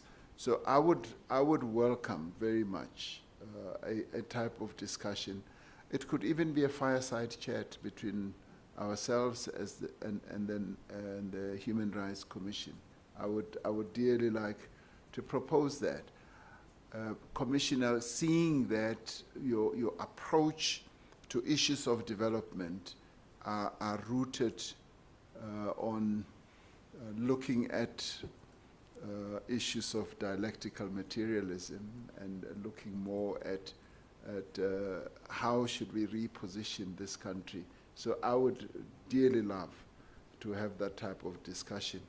But you also look right to the back. You take us back to colonialism and apartheid, and we therefore need to span a rather huge chasm and look at precisely what is it that we are doing today that could address the issues that confront our people today. But having said that, one would want to say there are many steps that are underway in as far as addressing the challenges that our people face, that also touch on, are we able to address those challenges within the framework of, as you said, the macroeconomic structure of the state right now? Are we able? Does that give us capacity to be able to do so? It's a matter that we need to address as well. And thank you very much for applauding and recognizing the efforts that we have made in beginning that process. It's by no means complete. I think there's still some ways to go in as far as repositioning the state so that it becomes what you wish for, more efficient, more directed towards serving our people, embarking on really good service delivery challenges. I guess in the end, as the Human Rights Commission, you look at the way in which our people's rights, particularly the socio-economic rights, are degraded and have not really been fully fulfilled, and which is your job as the Human Rights Commission, and it is that I would also want us to engage on, because that is a very apt question. But then again, I think it's important for the Human Rights Commission to engage with the executive, because you are our socio-economic conscience. You are the one who should be focusing more on the rights of South Africans and asking us as an executive the extent to which we are addressing those rights, and where you find lacuna, gaps, you should be able to raise that with us. So I'd like the HRC to see itself as our conscience And if we are having missteps, those should be raised by the Commission. Thank you. Thank you, Mr. President. My time has run out, but I do just want to squeeze in one or so questions quickly to you. Earlier in the month, the DG of Treasury, I think you know what I'm going to ask, stated that if we continue on the trajectory that we are soon headed towards a failed state. Now, there are implications for what a failed state is, Mr. President. It is a state where there's absolutely no confidence in the government, there's anarchy, and there's absolutely no control in society. What are your views on the statement made by the DG of Treasury? Please don't push me to a career-limiting area for the DG. The DG obviously was looking at the status of our finances from a sort of, if you like, treasury point of view. And he's one of those officials who looks at, say, if you like, the balance sheet very, very closely. And there's just no one else, I guess, in the country who looks at this balance sheet on a daily basis, looks at our revenues and looks at our income, looks at our assets and liabilities. And when he looks at all that, he sees some red flags and raises his concern. And I think it was Minister Godongwana who said he was probably misinterpreted about the failed state issue. What he was seeking to say was that we face enormous challenges, and the challenges also go beyond just the finances. He was looking at the levels where there's still incapacity in the state, looking at what we do at local government level, provincial government level, and more broadly. But when it comes to looking at our finances, it looks at how, one, we're spending money, we're misspending money, and money goes missing, and there's still corruption. That is what would have been prominent in his thoughts when he made that statement. I'd like to say that we are not a failed state yet, and will not get there. We are not a failing state because we are rebuilding the capacity of the state. We are taking steps every day to rebuild that capacity. And we admit that we lost state capacity along the way. And it's like turning the Titanic around. It does not happen in one day. It takes time, just like fighting corruption. We were talking earlier about how we can capacitate the NPA. It is when the NPA is fully capacitated that it is emboldened to fight corruption, and that will take its own time. But the resolve is there. The determination is there to fight corruption and to turn the state around, to capacitate it, to bring in clearer minds, younger people into the state sector. One of the things I want us to see doing now is to go out and seek out the young people, go and recruit young people. It's been at, educational institutions, universities, and go out for the brightest minds and bring them into the state sector, because they will come in with fresher minds and they'll be able to help us recalibrate the way the state functions. So there is a lot that is going for us, and rather than look at the glass and say it is half empty, I look at the glass and say, this glass, like this one, is half full. And this is precisely how this glass represents itself. It is half full, it's not half empty.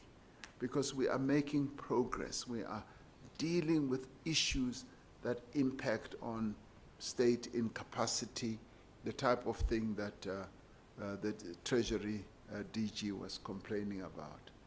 We are moving forward rather than standing in one place or moving backwards. Thank you, Mr. President. The chairperson has nudged me that my time is up. I'm sorry, chairperson, but I would be in trouble with the feminist lobby if I didn't ask you this question. Now, before I do notice that the minister and the presidency is here and has noted your invitation for the South African Human Rights Commission to engage with the National Executive, and we hope that then maybe through his office that meeting can be arranged. Mr. President, with regards to then the question on gender, there's often an assumption which is the main contributing factor to why we have persistent gendered inequalities, which is to treat issues of gendered inequalities as add-ons to any analysis of any problem. And we saw it quite clearly with the struggle against racism or against apartheid, where we foregrounded racism as the main issue with colonialism, and we created this hierarchy of oppressions with race at the top and gender at the bottom. And we have seen the implications of that, because then we have left the gender struggle behind.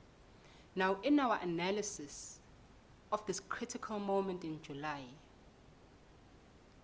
there has been a void in our discussions about the particular impact of the July unrest on women in particular.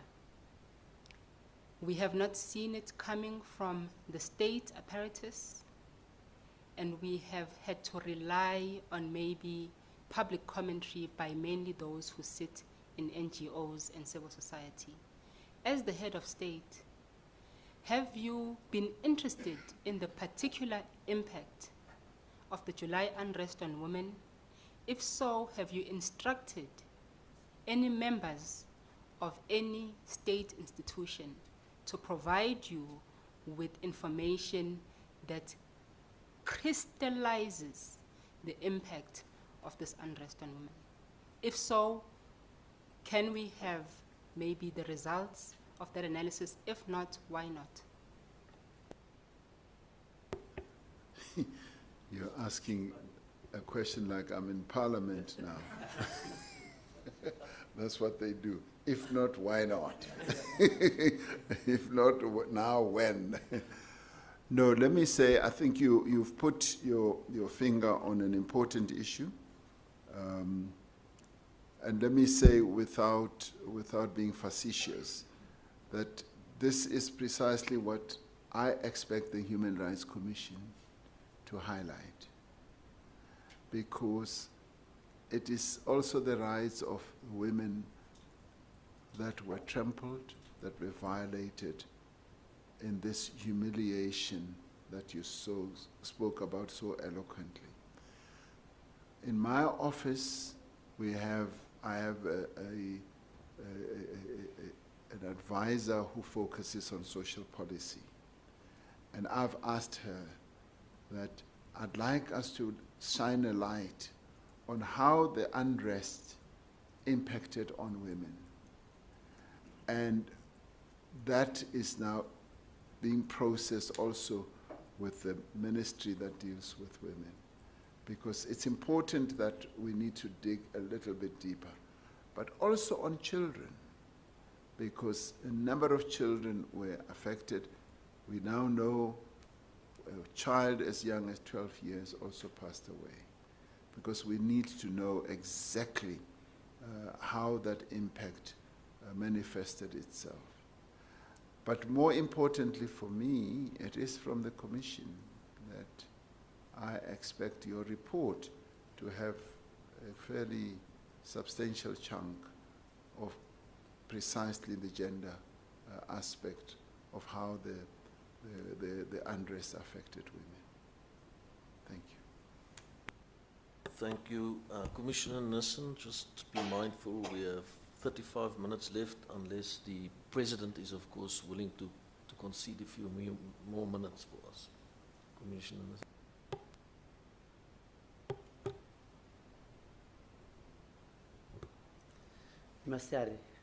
Mr. President. I've got a few questions. You've touched on a lot of it already, Mr. President. But the first one is the plans and the strategy around the N3, which links the two major centers, which is KZN and Gauteng. And we have seen in particular a number of weak spots on that road, whether it's in Harry Smith or whether it is at Buntingville Way River Plaza. Because the spatial development there is actually capturing the trucks in the tunnel, that open tunnel. And as long as it is there, nothing is being done, you will forever see trucks, whether it was the July unrest or whether it's criminals taking opportunity, or when there's a protest, the service delivery protest, it's easy to throw the tires and all those on top of the trucks. And once the trucks are there, they're in a dead end. And so perhaps, I don't know, Mr. President, whether there is a strategy and as part of going forward to ensure that area is protected. Thank you, Commissioner Nissen. The realization that was thrown right into our face with regard to the unrest in July was that in the end, the economic fortunes of our country really revolve around two provinces, Gauteng and KZN. And that is where we have all our economic eggs in just that one basket, if I can call it that, or just two baskets. And that is something that has concerned us, but more particularly the arterial road that links the two provinces, the N3. And this has led us, in terms of our more special planning, to begin to come up with ideas and plans of how to lessen this risk. Because for us, it's an economic existential risk to have just the one road that links the two provinces that is a major economic arterial road. So planning is underway to see how we can mitigate that risk and we lessen the negative impacts on that risk. Of course, it's something that will cost a great deal of money because the investment in just that logistical part of our country has been quite enormous and has yielded really good results. But we now need to start looking at, for instance, some of the options are taking many of the trucks off the road and rebuilding our rail network, rebuilding it in a way that will be less risky. So those are some of the strategies that are being looked at, and a number of others more, so that we lessen that risk. Thank you. Thank you, Mr. President. There are two groups that I'm going to throw together. That is the security, the private security, and the CPFs. And the question is that on the private security, the national strategy that you want to embark upon, and we have our experience in communities is that whilst they are employed to do a service to protect people's property and the area, you find at times that the security companies also would ask a black person in a suburb, what are you doing here? And so it does appear that, again, it's like protect a class at the expense of other people. And also they then take on a policing role in trying to keep people, not only protect their client, but they are now protecting that whole area and keep people out of the area. And the second, that's also my issue with the CPFs. And the CPFs, you'll find that the CPFs in the suburbs are much better resource. And the CPFs in the townships, sometimes the chairwoman doesn't have a car and have to depend also on 5 rand airtime if there's something happening.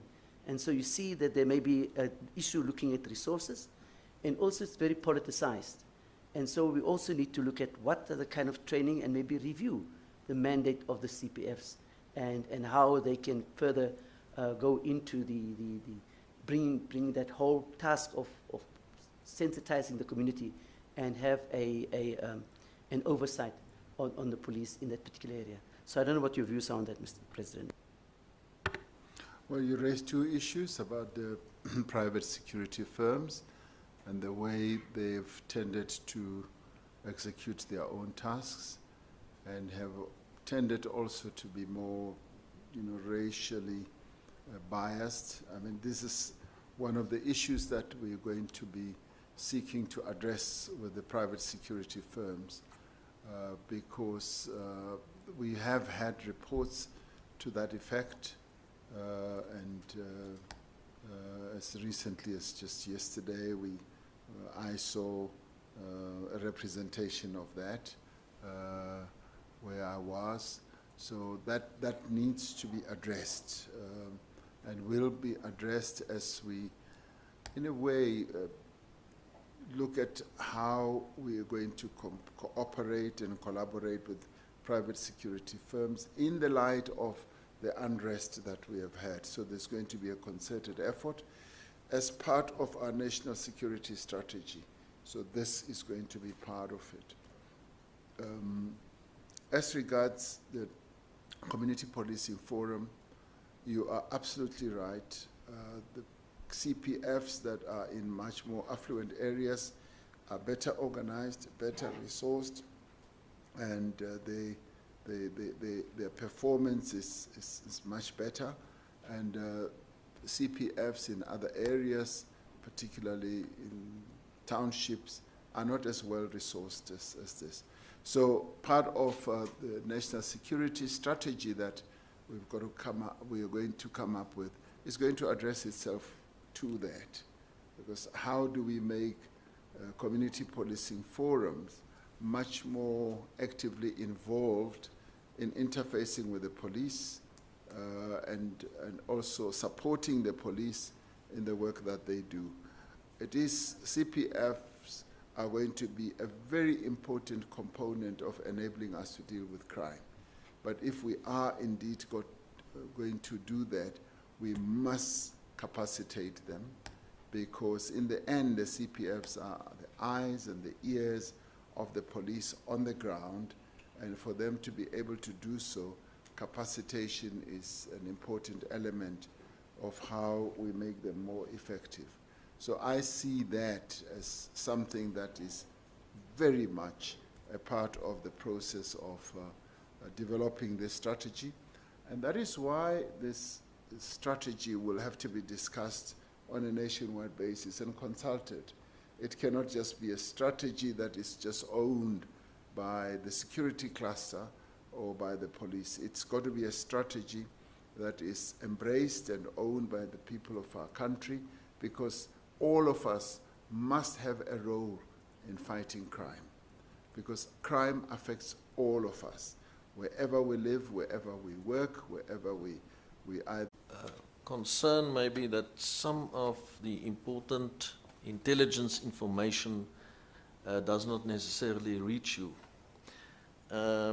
If we look at page 45 of the Africa Panel report, you'll see there in end of paragraph 2.26, it says the minister received information directly from a source that he named to us, that a few hundred people had moved to Nkandla with firearms in the days leading up to the rioting. Now, this very same source tells us that in January 2021, he or she, I'm keeping the identity and not revealing that, he or she attempted to make contact with you via a presidency official, and we have phone messaging to that effect. But and what the source basically wanted to convey to you is intelligence information pertaining to social media that was in the form of a prior warning. But yeah, well, the attempt to make that contact with you did not succeed, and that on 6 April, the same source requested to meet you via Minister Ayandla Tlodlo, once again phone messaging available in that regard, who replied to the source that you do not deal with intelligence. She said he will ask why SSA does not meet with you. So maybe you can react to that, but the question really is, do you deal with intelligence? Do you receive, like many presidents all over the world, a daily brief first thing in the morning on intelligence matters? And if not, is that going to change now? Thank you. Yes, I do deal with intelligence. I get reports and information on a regular basis. Going forward, we've now decided that we're going to set up a system that is going to enable us to be able, on a more structured way, to get intelligence information. Yes, I do get intelligence information. Thank you very much. Yeah, so going forward, I think that, that system would be quite important to make sure that there are no filters that prevent you from getting the necessary information. The second matter is that the Africa Report panel states that it did not have sight of the intelligence documents, the so-called products, as they are classified documents, and that they, the Africa panel, could therefore not make a determination of the quality of the intelligence provided. Now, I think you would maybe agree with us that it is quite important to make a determination as to what was the quality of that intelligence. Otherwise, the nation wouldn't know whether there was, for example, enough clear prior warning or not. And these reports that we're talking about here, or products, are historical intelligence information, so it's not information about a clear and present threat that will manifest tomorrow. And the Africa panel also indicated that they actually requested these reports, but that SSA and so on, was not willing to provide that to them. Would you agree that it is important for the South African Human Rights Commission, being an independent institution, to independently evaluate the quality of these reports? Would you support that? I think it would be good, I guess, and advisable, but they're classified documents and they have to be declassified, and I have no authority to declassify them, because even as they come to me, they come as classified. And so it would be that difficulty. I know that the Africa panel had that challenge, but I think that's the way the state works. As regards the quality thereof, we do have good quality reports that are drafted and prepared by the operatives of the State Security Agency. So one can speak to that. As regard the substantive part, that is obviously another issue that needs to be looked at. I did say, leading up to the events, the reports had not yet really fathomed precisely how the unrest was going to manifest itself. So that, in many, many ways, came as a bolt from the blue. Thank you, Mr. President. Maybe just another thing that we need to take up with you is that the former Minister of State Security told the Africa panel she wanted to share some intelligence products with you, but did not get the opportunity to do so. You have any comment on that? I did allude to that in my earlier answer, that I think without being facetious, to say that there are forever many ways for us in Cabinet to reach out to one another on a continuous basis. And so reaching out to one member of Cabinet and another can never really work on the basis that no, I couldn't reach them, because there are many ways in which a Cabinet member can be reached. Thank you very much. You alluded earlier to the fact that, and we accept that, the NPA is the institution that should decide who to prosecute and who not, and that the police obviously do the investigation, the hawks and so on. But it is of concern, as I pointed out earlier, that the masterminds have apparently not been identified. But on 14 March 2022, there was a News 24 report that I received via WhatsApp that a senior police officer close to the investigation said that the police are seeking to bring treason charges against the former mayor of the Gauteng Metro, cabinet ministers, former premiers, crime intelligence agents, SSA operatives, and members of the MKMBA. Nothing has happened since, but in view of the remark also by the Africa panel says the fact that none of the organizers or real instigators of the violence have been apprehended is a matter of concern. It's precisely what I said just now. It says if the President has received intelligence about the investigators, the question would be why has he not assured the nation that the government will act on this matter? Consequently, they say, to establish trust, the President must inform the public if he is on top of the situation and what they can expect with holding any culprits responsible for the violence and looting. Is there something you want to share with the nation in that regard, Mr. President? I also saw the same report that you have referred to. What I can say is that I know that investigations are underway.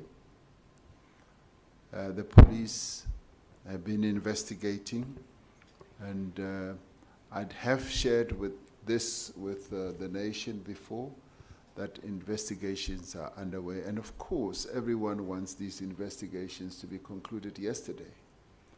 But these need to be given time, because they are complex investigations, and I think we should allow the police in all their workings to conclude these investigations so that they can then come forward and say, this is what we have found.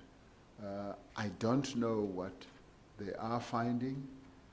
They will be able to disclose what they have found, and if there are any charges that can be preferred against anyone, either for treason, for fomenting violence or unrest, then the rule of law should take place. We are a constitutional state, so there can be no place to hide for those who could have perpetrated these types of acts that have led to the killing of 353 people. So where I stand now is that those who were responsible for instigating, for planning, for directing this unrest, certainly the long arm of the law will find them. I'm sure about that. Thank you very much. And then the last two questions I'll put together. It appears that, okay, this is of course with hindsight, but it does appear that the Defence Force was deployed too late. The Africa report refers to it as a little too late. And that, you know, initially too few of them were deployed, and that it was also a bit of a mistake that they were only deployed at key points initially. That appears to be the situation. So the you can answer that part for us, but also just the additional part is that the Africa panel said that the Cabinet must take overall responsibility for the July unrest and hold public office bearers who failed in their responsibilities to account. Now, you and the Cabinet accepted collective responsibility, but at the same time, you are the President, you are the head of state, the head of the National Executive, you the executive authority of the Republic in terms of the Constitution. You exercises that authority together with the other members of the Cabinet. You appoint the Deputy President and ministers, you assign their powers and functions, you may dismiss them. You appoint the military command, you appoint the police commissioner, you appoint the heads of the intelligence services. So in that sense, apart from collective responsibility, Mr. President, should you not also consider, as a person where the proverbial buck stops, as I think Harry Truman said, take a responsibility as President in that capacity for the July unrest? We've been very clear and unequivocal that we do take, as a government, responsibility.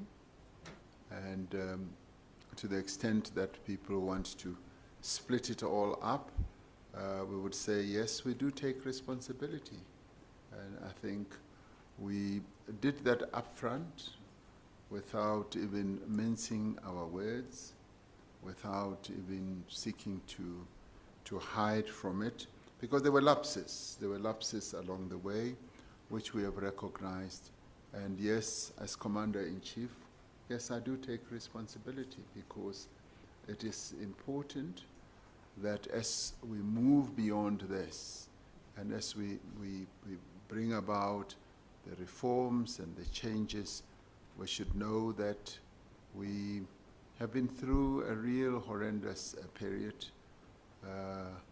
We've looked into an alley of real darkness, I would say, and we want to emerge from this a lot better, a lot stronger, which is precisely what we are doing now. With a view of ensuring that what we've been through never happens again, knowing exactly where the weaknesses are, where the gaps are, and so that's why we take responsibility for what happened. Thank you very much. Those are my questions. I see there are still 3 minutes left. No other questions? Then I'll thank the President. We actually, it was actually in the end possible, it seems, to have concluded his evidence, and the panel is very thankful towards him. The Human Rights Commission is very thankful towards you, Mr. President, for availing yourself. Number one, for, as I pointed out earlier, for heeding to the call to come to the Commission in terms of that constitutional responsibility. And I think also in terms of accepting responsibility as President for what has happened. I think that means a lot to the country, that you are indeed a President that acts in terms of the, or attempts at least to act properly in terms of the Constitution that is adhering to the constitutional prescripts. We do want to thank everyone who's been here today, but also throughout the hearing. There might be, just to correct one thing, there might be, you know, one or two more witnesses that we will call, most probably online or so, if we find there to be certain gaps. But we are indeed moving towards the end of the proceedings of this inquiry. It has been a very extensive process, as you all know. Thank you to the media for covering it. Thank you for all the submissions we've received from many South Africans. But before, before that, Commissioner Nissen is just indicating to me, Mr. President, do you have any closing remarks from your side? We certainly done from our side. Yes, thank you indeed. I just want to express my gratitude to the Commission, to the Commissioners, and indeed to the evidence leaders for this opportunity, rare opportunity I might say, for granting me this time to appear before you and to answer the questions that you had. The South African people look to institutions like the Human Rights Commission to act without fear or favor, to protect their rights and fundamental freedoms. And as a country, we are immensely proud of the work that is being done by our Chapter 9 institutions like the South African Human Rights Commission to safeguard the rights of all, as I was saying, but most importantly, and especially those of society's most vulnerable. Now, as much as what happened in July was an assault on our democracy, it was also an assault on the people's rights to freedom and to security, to freedom of movement and freedom of association, and to freedom to trade, to occupy property. In some instances, people's rights to health and food were also violated. But more importantly also, as articulated earlier, it was a humiliating moment for many of our people. It's something that we regret deeply. Worst of all, for hundreds of people, the right to human dignity and to life itself was cruelly taken away. Now, even as we are here to examine the circumstances that led to what happened last July, the many lives lost is the greatest indictment of all. The events of July 2022 should never have happened. It must never be allowed to happen again. Now, as a country, we mourn those who lost their lives because they were somebody's parent, they were somebody's child, yes, they were somebody's brother or sister, and they were somebody's relative or friend. And we think also of those who are still living with the physical as well as the mental scars of what they saw and what happened to them. And we are deeply, deeply sorry about all that happened. Now, the people of South Africa look to government and to our security services to safeguard them and to safeguard the country, to protect them and to keep them safe, but also to safeguard the places where they live and to safeguard our democracy. For this reason, we affirm our responsibility as the state to implement with haste the remedial and various corrective measures that are needed to make sure such events are not possible in the future. In my weekly message to the nation on the 26th of July 2021, I wrote, "The architects of our democracy were Asian, African, colored, and white men and women of great courage who chose the path of reconciliation over retribution and the path of peace over war. As we strive to heal from this collective national trauma that was most humiliating, let us stand as one, let us overcome our differences in the pursuit of common goal. Let us work together to forge a common future in which everyone has an equal share." I think these words are apt also in this context. Much was lost in the 8 days of July 2021, and much has to be done to rebuild our lives, our economy, and our livelihoods. We are still rebuilding, not only with bricks and mortar, but also the fragile relations between our communities, because the relations in a number of parts of our country are still very fragile. We are determined to heal from the collective national trauma wrought by these events, and these hearings form, in my view, an integral part of the healing process that we must go through. It's cathartic, but at the same time, we've got to go through this healing process to get to that moment of healing. We also know there can be no healing without justice. We will spare no effort to ensure that the instigators and perpetrators of the violence are brought to book. It has been 18 years since the conclusion of the Truth and Reconciliation Commission hearings into the atrocities of the apartheid era. Just like the TRC, these hearings also form an important part of what I would call the historical record, and will help us come to terms with a painful chapter in the life of this nation.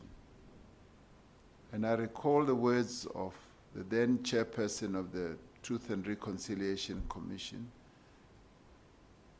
the Archbishop Desmond Tutu, the late, who said, "Giving the emotion of a name is the way we come to understand what happened, affected us. After we've been told the facts of what happened, we must face our feelings.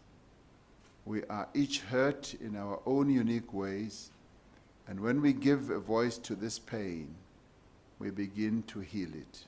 Close quotes. Yes, we have all been hurt by what happened. And as said earlier, we've also been humiliated by what happened. But let it never be that hurt or humiliation turns us against each other or on each other. Like all South Africans, it is my hope that these hearings will contribute to a process of healing for those who have testified here, for the many who could not but who have followed the proceedings, and for the families who have lost their lives and their loved ones.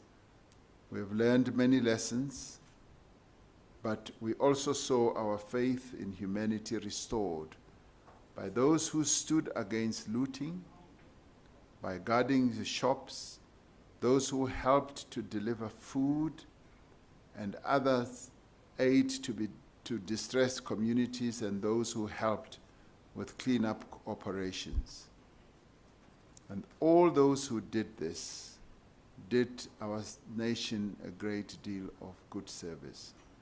We will heal from this, and we have healed from the many traumas of our past.